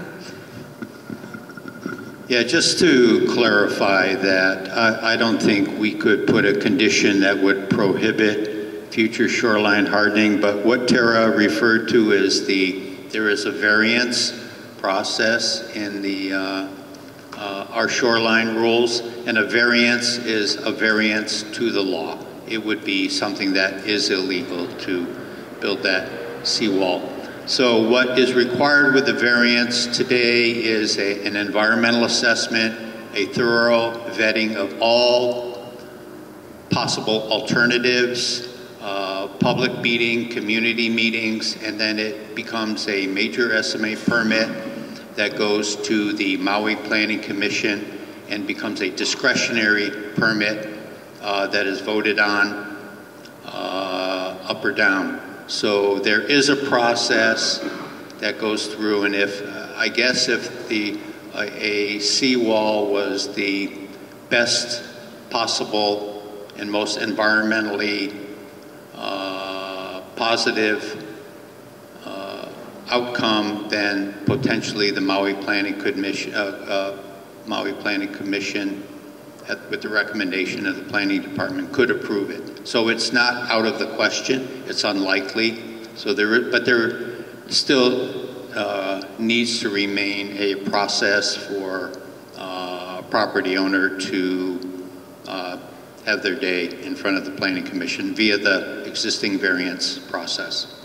So that's that. I don't know if we could include D the way it reads right now here. I don't know if you had softer language. So I will entertain a motion if someone would put it forward to adopt 2.3.2, but with the change of substitution of sub-item D with the sub-item D from the West Maui Community Plan, just because it's been vetted. It goes in the right same direction, but it's not as strong. Chair, yes. Before we do that, I can comment on the C. Just a quick one. So hearing Jim and Tara, you know, there's strict laws in place, and you mentioned about the variance. And then let's say we all follow the rules here, and then it goes Planning Commission, and we got Kihei number 2. So maybe, so I guess looking at this, why not hold the county and state liable? You know what I mean? Yeah, because if a project goes up and it does not fulfill the variances, the strict laws, or somebody make exemptions, the finger still point county and state, yeah, somewhere, somehow. Make sense, Karen? No? Not really. Because property owners want to do more than what is environmentally sound. And sometimes, kind of like how you have to allow the minimum buildable area in the Slerexa, because you can't take away all the property owners' rights to their property. So this is saying you want to build somewhere where it's not advisable, but we have to allow you to. You can't hold us accountable for building there. Does that make sense? When? Karen, give me an example of what you're talking about. Specific example. The one that comes to mind first would be a national example in Florida where that apartment building collapsed on one side, and it was built in sand dunes. It wasn't really an advisable area to build in, but they did have the rights to build and they were allowed to build. Tara and Jim might have more specific.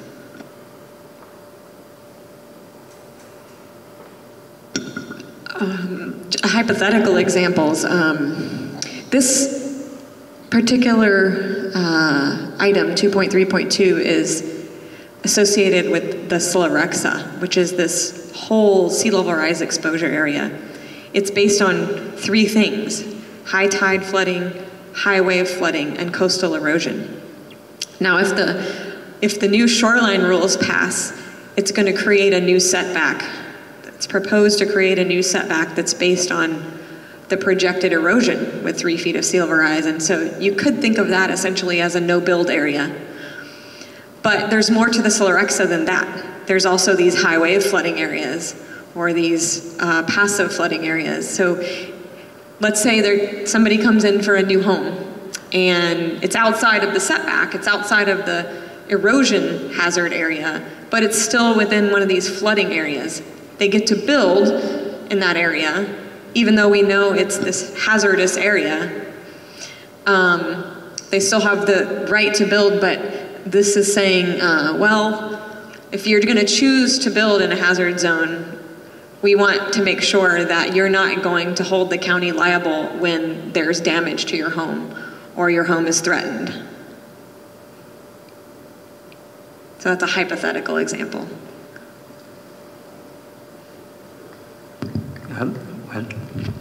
So yeah, now I got it. So you're telling them if you build them, that's your responsibility, right? So what happens if, then who's going to be responsible if the property owner, landowner is not able to, you know, clean it up or whatever they have to do, hazard mitigation, because the cost is so exorbitant? What happens then? If you mean if for example a home or a building is damaged and or collapses and there's debris or on the shoreline, who's responsible for cleaning it up?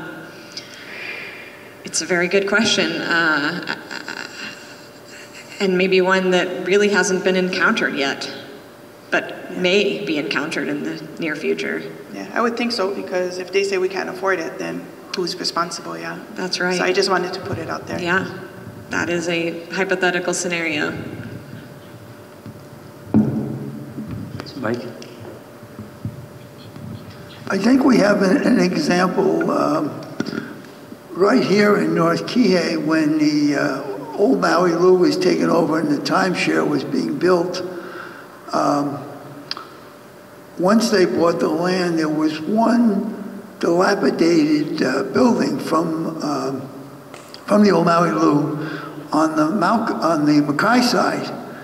And talking to planning, and I know these two folks were down in the land many times looking at the situation, and it was my understanding from talking to the then planning director was, well, they're leaving the concrete slab there with the claim that they're not building a new building, they're just refurbishing a building.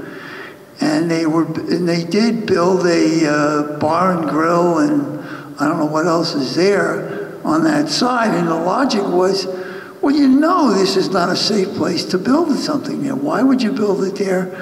Well, the answer was because they got their SMA permit, 20 some years ago, and it was still in effect, so they were allowed to build it. The county couldn't stop them from building it.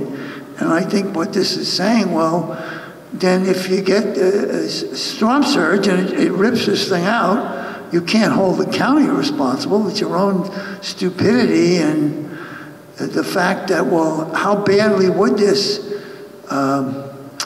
impact the Kai if all this debris fell in there? Well, they obviously didn't care too much about that. They just saw it as a money-making thing and said, we can do it. So that's how I'm reading that C-section that you're saying.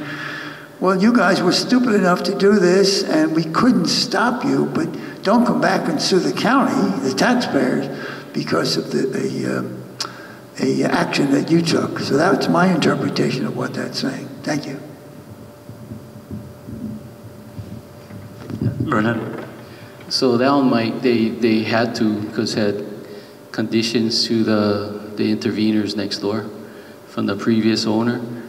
So that was all in the conditions that Hilton had. When they bought the lot, they bought the conditions. Knowingly, that's not what they wanted to put. But they did them because so they can do what they need to do on the entire project. Knowingly, it's gonna, eventually that bar and grill might be named Tsunamis.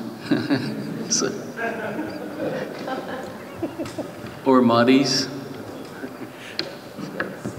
So I'm still waiting for a motion on this, and given that Tara has said that D as written is not, we can't adopt, will someone make a modified motion? Daniel? Yeah, I'd like to make a motion and defer this, put in the suggested language that we're talking about so we can all see it, and then we can come back and revisit it.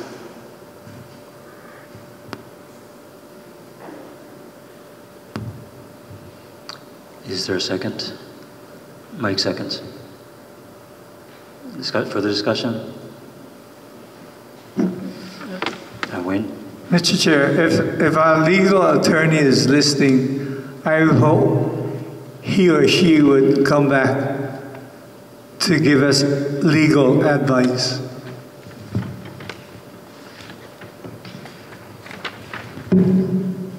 Any further discussion on this motion? Any objections?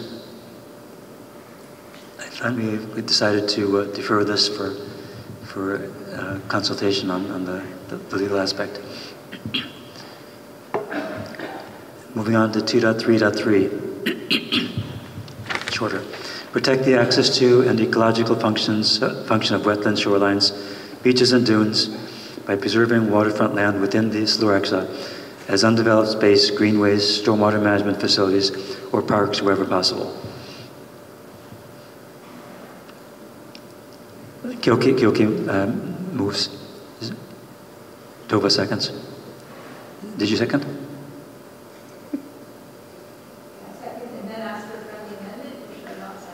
Okay, but you seconded it first? Okay, okay. Okay.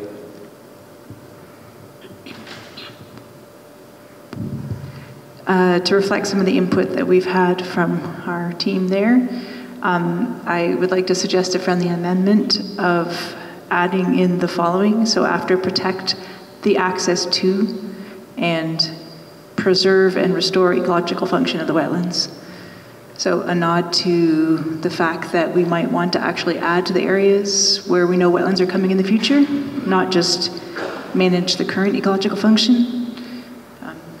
The additional language addition is suggested in the last line after stormwater management facilities, comma, active restoration areas or parks whenever possible. Accepted.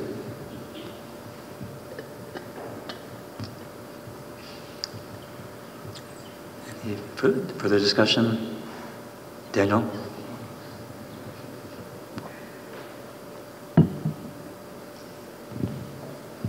So is what we're protecting, protect the access? Are we talking about public access? Is this public access that we're protecting? Should we put in public access? If it's public access, should we put it in?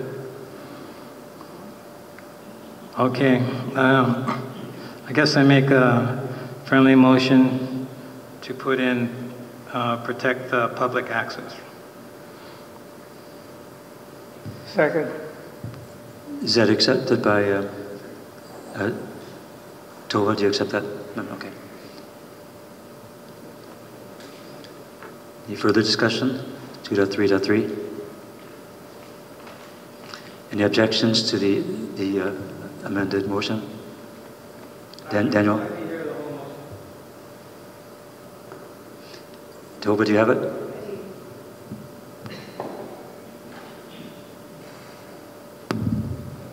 Protect the public access to and preserve and restore ecological function of wetlands, shorelines, beaches, and dunes by preserving waterfront land within the Slorexa as undeveloped space, greenways, stormwater management facilities, active restoration areas, or parks whenever possible.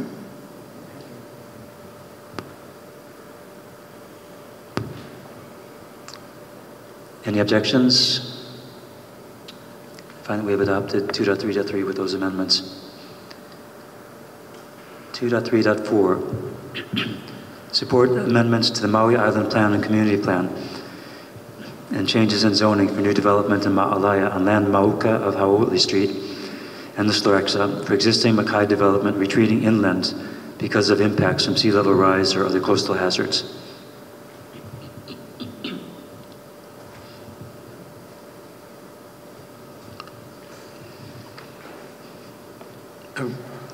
This is one where I'm hoping to get some input from Ma'alaya people. Everett? I'm not sure how this works.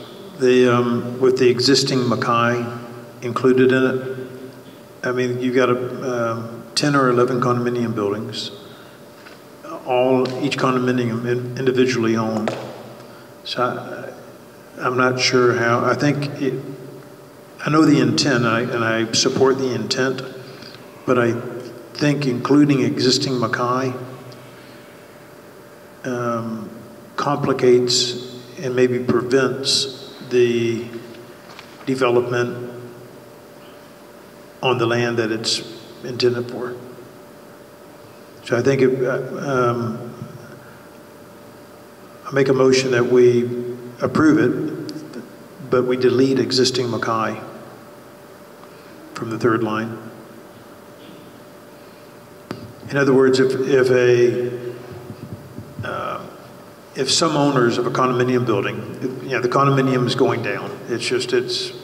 We're looking into the future, and the condos being undermined, and it needs to come down. It might be, and there might be two buildings that need to come down, and so some of those owners get together and they say, okay, we're gonna retreat Malka, and we're gonna build one building that would encompass units for the owners that want to retreat, but there might be additional units in that building. So I think if we delete existing Mackay, I can see where it would support those residents. But I think including existing Mackay complicates it, maybe even precludes it from happening. Yeah. Comment. Yeah. Okay. Thank you, Everett. I hear what you're saying. The problem I have with this, I took a deep breath when we were reading it, and when I read it first at home. What's confusing, not confusing, but hard for me to kind of grasp is you have private ownership of land that is in this managed retreat zone right now, and also private ownership. So you have two different properties right now. One is, to my knowledge, is Mahipono, and you have a private landowner from the Orms corner of Maui Road and Haole Street. Okay? So right there, I don't know how any of that can be resolved. Right now, there's 3 main condominiums that are in dire danger. And that's if you're all the way at the end by Haycraft Park, the next 3 condominiums, yeah? Makania Kai, Honokai, and Kanayanalu. Private landowner, and then some more condos. So yeah, this whole thing is hard to kind of grasp. I hear what you're saying. I really don't have an answer on it yet. And that land is planned for the wastewater treatment plant potentially. That's where the batch plant could be, wastewater treatment. So it's... Correct. There's some Mahipono land, but that can always be kind of, because Mahipono has a large parcel from the Kihei Junction, right to Maui Road, along the condos, and then by that old road by the power plant access, the old one. So I don't know how it works, but I think it works better without existing Mackay. Karen, you had a comment? The purpose of this policy is so that when you guys do the maps, the Mahipono land is designated currently as agricultural land.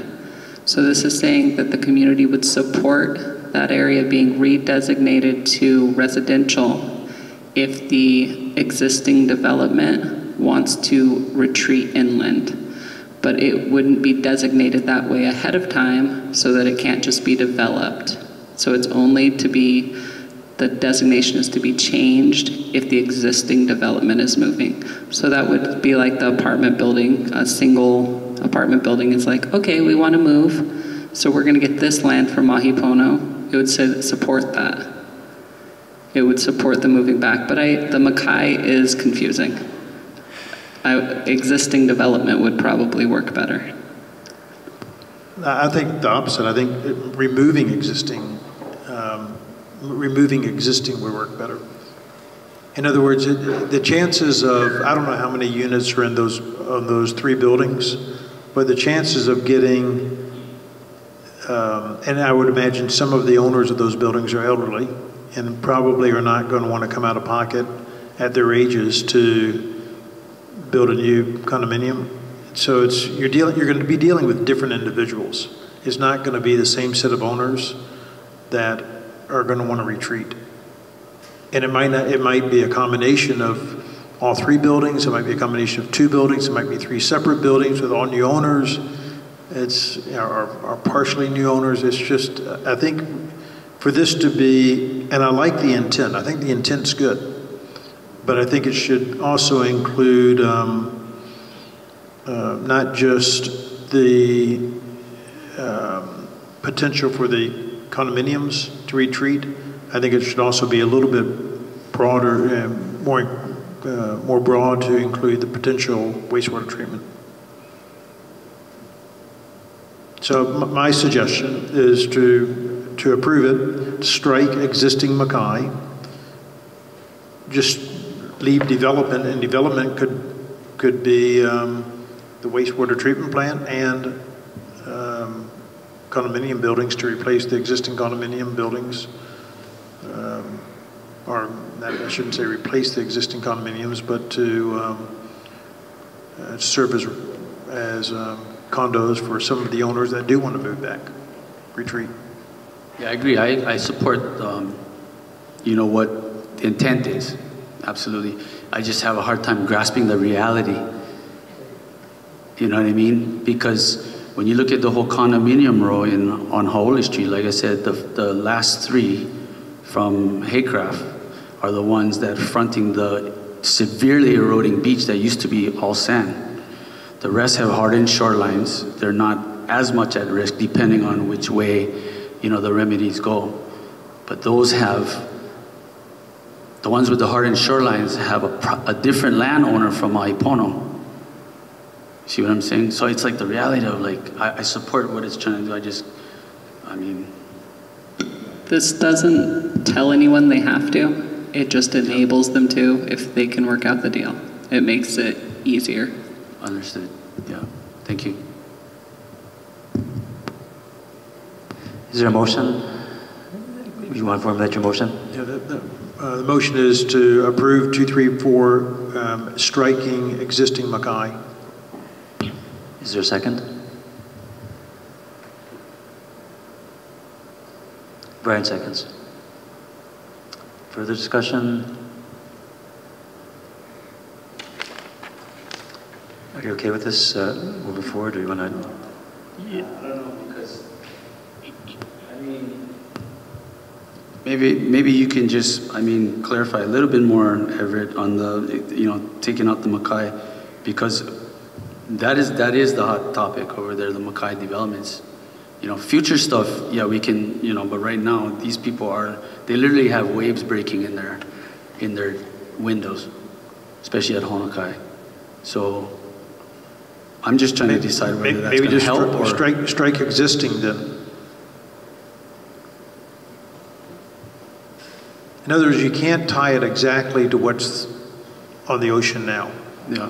Because it's not going to be, the owners are going to be different, the product's going to be different, the number of units is going to be different. Yeah. I don't think the intention really is to restrict it that way. I think the intention here is just to not open wide open the idea of developing Mauka of the road. So they're trying to limit it to a particular purpose, which is the existing development there. Yeah. I think that's the idea. Yeah, I mean, if that's the case, then we'd probably just leave it as is. Yeah. I think you're preventing it from happening if you leave it as is. Okay. I mean, just from a practical development standpoint, I think it's.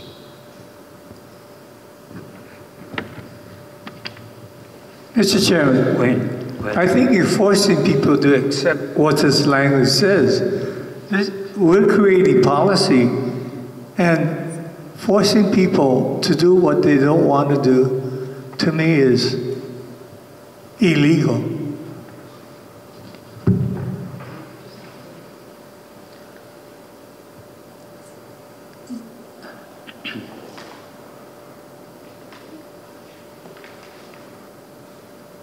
It's not forcing anybody. If Mahi Pono wants to sell the land and they want to get it rezoned, it's allowing it. It's simply allowing for the REIT designation in the community plan and the Maui Island plan. If the existing Mackay development is like, yeah, we would love to proactively retreat.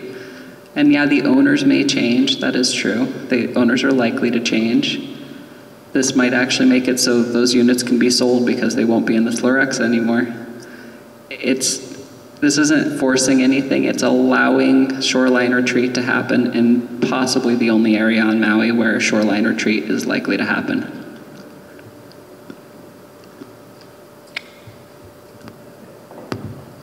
It does seem like something that we need to think about. I've been saying shoreline retreat for years and years and years, but you have to look at where is it imminent and where is it possible. And this is saying that there's a small sliver that we can do here, and it seems like a reasonable thing. It's not saying like Karen says, not saying that this has to happen. It says that if the stars line up land becomes available, people are willing to move, then this is where they can go. I personally don't think there's a huge difference in eliminating existing, but I understand why it was there. So we have a motion, we have a second. Daniel? Yeah, I'd like to give Everett another chance to make his point. I'm trying to understand how this might prevent, what is it preventing from happening? You know, from your point of view as a developer, I'm trying to grasp that. Okay, let's say let's say some owners from one of the condominiums comes to our company, and they say, you know, we're worried the waves are breaking in our windows. We want to move back, and let's say it's 10 units in that building, and we look at the cost of the land and we look at the cost of our contribution to the wastewater treatment solution. And we think, well, you know, for 10 units, we can't do that. It just, the numbers don't work. Unless you're going to pay $4 million a unit, the numbers just don't work. In order for that to work, to replace that 10-unit building, we're going to have to do 40 units. You know, that's just the way the math works. If you leave existing in there, we can't do it. And anybody who doesn't want that project to happen is going to say, you know what, it says existing, you can't do it. Because that existing building is 10 units, and in order to do it, it requires 40 units, so you can't do it.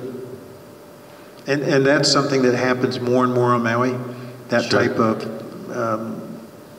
So money. Well, it's I mean, that's what it's boiling down to. It's not really so much doing what's right for that environment and what's right for these buildings. And listen, the whole problem is the harbor. The harbor started it all. Then the condominiums. Then wastewater. Then right now the two main contributing factors to that area is wastewater and runoff. Okay, they were backpedaling in Malaya. It's a horrible situation. It's a terribly fragile environment. It's already being detrimented with what little has been built in there. So, I mean, I just have a hard time I understand from the business perspective, Everett. That's why managed retreat for many of the residents of Malaya is like, how you do that? How do you move it without something giving other than profit? You know what I mean? It's not even profit, it's just... Cost. It's cost. Cost, yeah. Right? So it's just But I mean, let's face it, nobody wants to do that stuff for free. Yeah, so I think if existing wasn't there, right, then it's achievable. Okay. I mean, I'm still kind of not 100% clear on it. I get what you're saying to a certain extent, but I still don't think that makes it work. Yeah. I think when you say existing, you're thinking of identical. So like if you're moving 10 units, you get 10 units there, and I don't think it says that. It's just talking about this is only directed towards the people who currently live in the exposed areas. By the way. If I understand the process or what's going on, but maybe using the word for the affected Makai development rather than the existing affected, using the word affected. So for the affected Makai development instead of the existing, so any of the areas that have been affected by, you know, what's going on and that could change at any time. I don't know. I'm just thinking of that word. That actually is a really good, thank you, Levo, because for this topic, it's not all the condominiums, okay? When we get into wastewater, we're gonna be talking story. I just giving you guys one heads up. So anyway, you're talking primarily 3 condos and a private landowner that has an existing seawall that's been protecting their property. So as far as the hardened shorelines, I know that Milawai condominium just spent a lot of money redoing their wall. And Tara and Jim are probably aware of that. So for this topic, yeah, it's 3. So that would make more sense to me, yeah, if we're gonna find a happy medium. Are you proposing that as a friendly amendment? I am proposing that as a, or she will. Yeah. Do you accept that as a friendly amendment? Sure. I mean, I'm sure. I just think that I just don't think it works. I mean, you know. I mean, let's be real, both things don't work. Managed retreat. I mean, what is that? You know what I mean? Picking up a condo or demoing it and building. I mean, what's the reality of that? Right. You tell us. Right.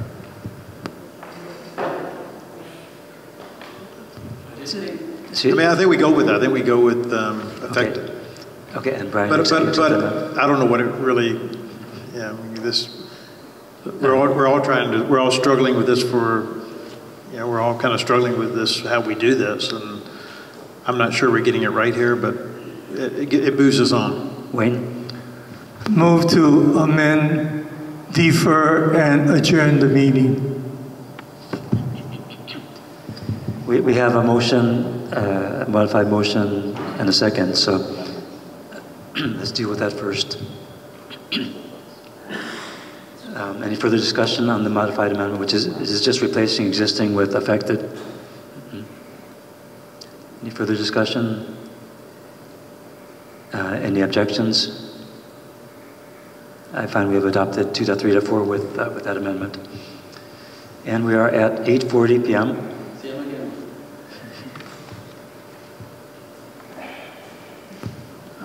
I second Wayne's. Too late.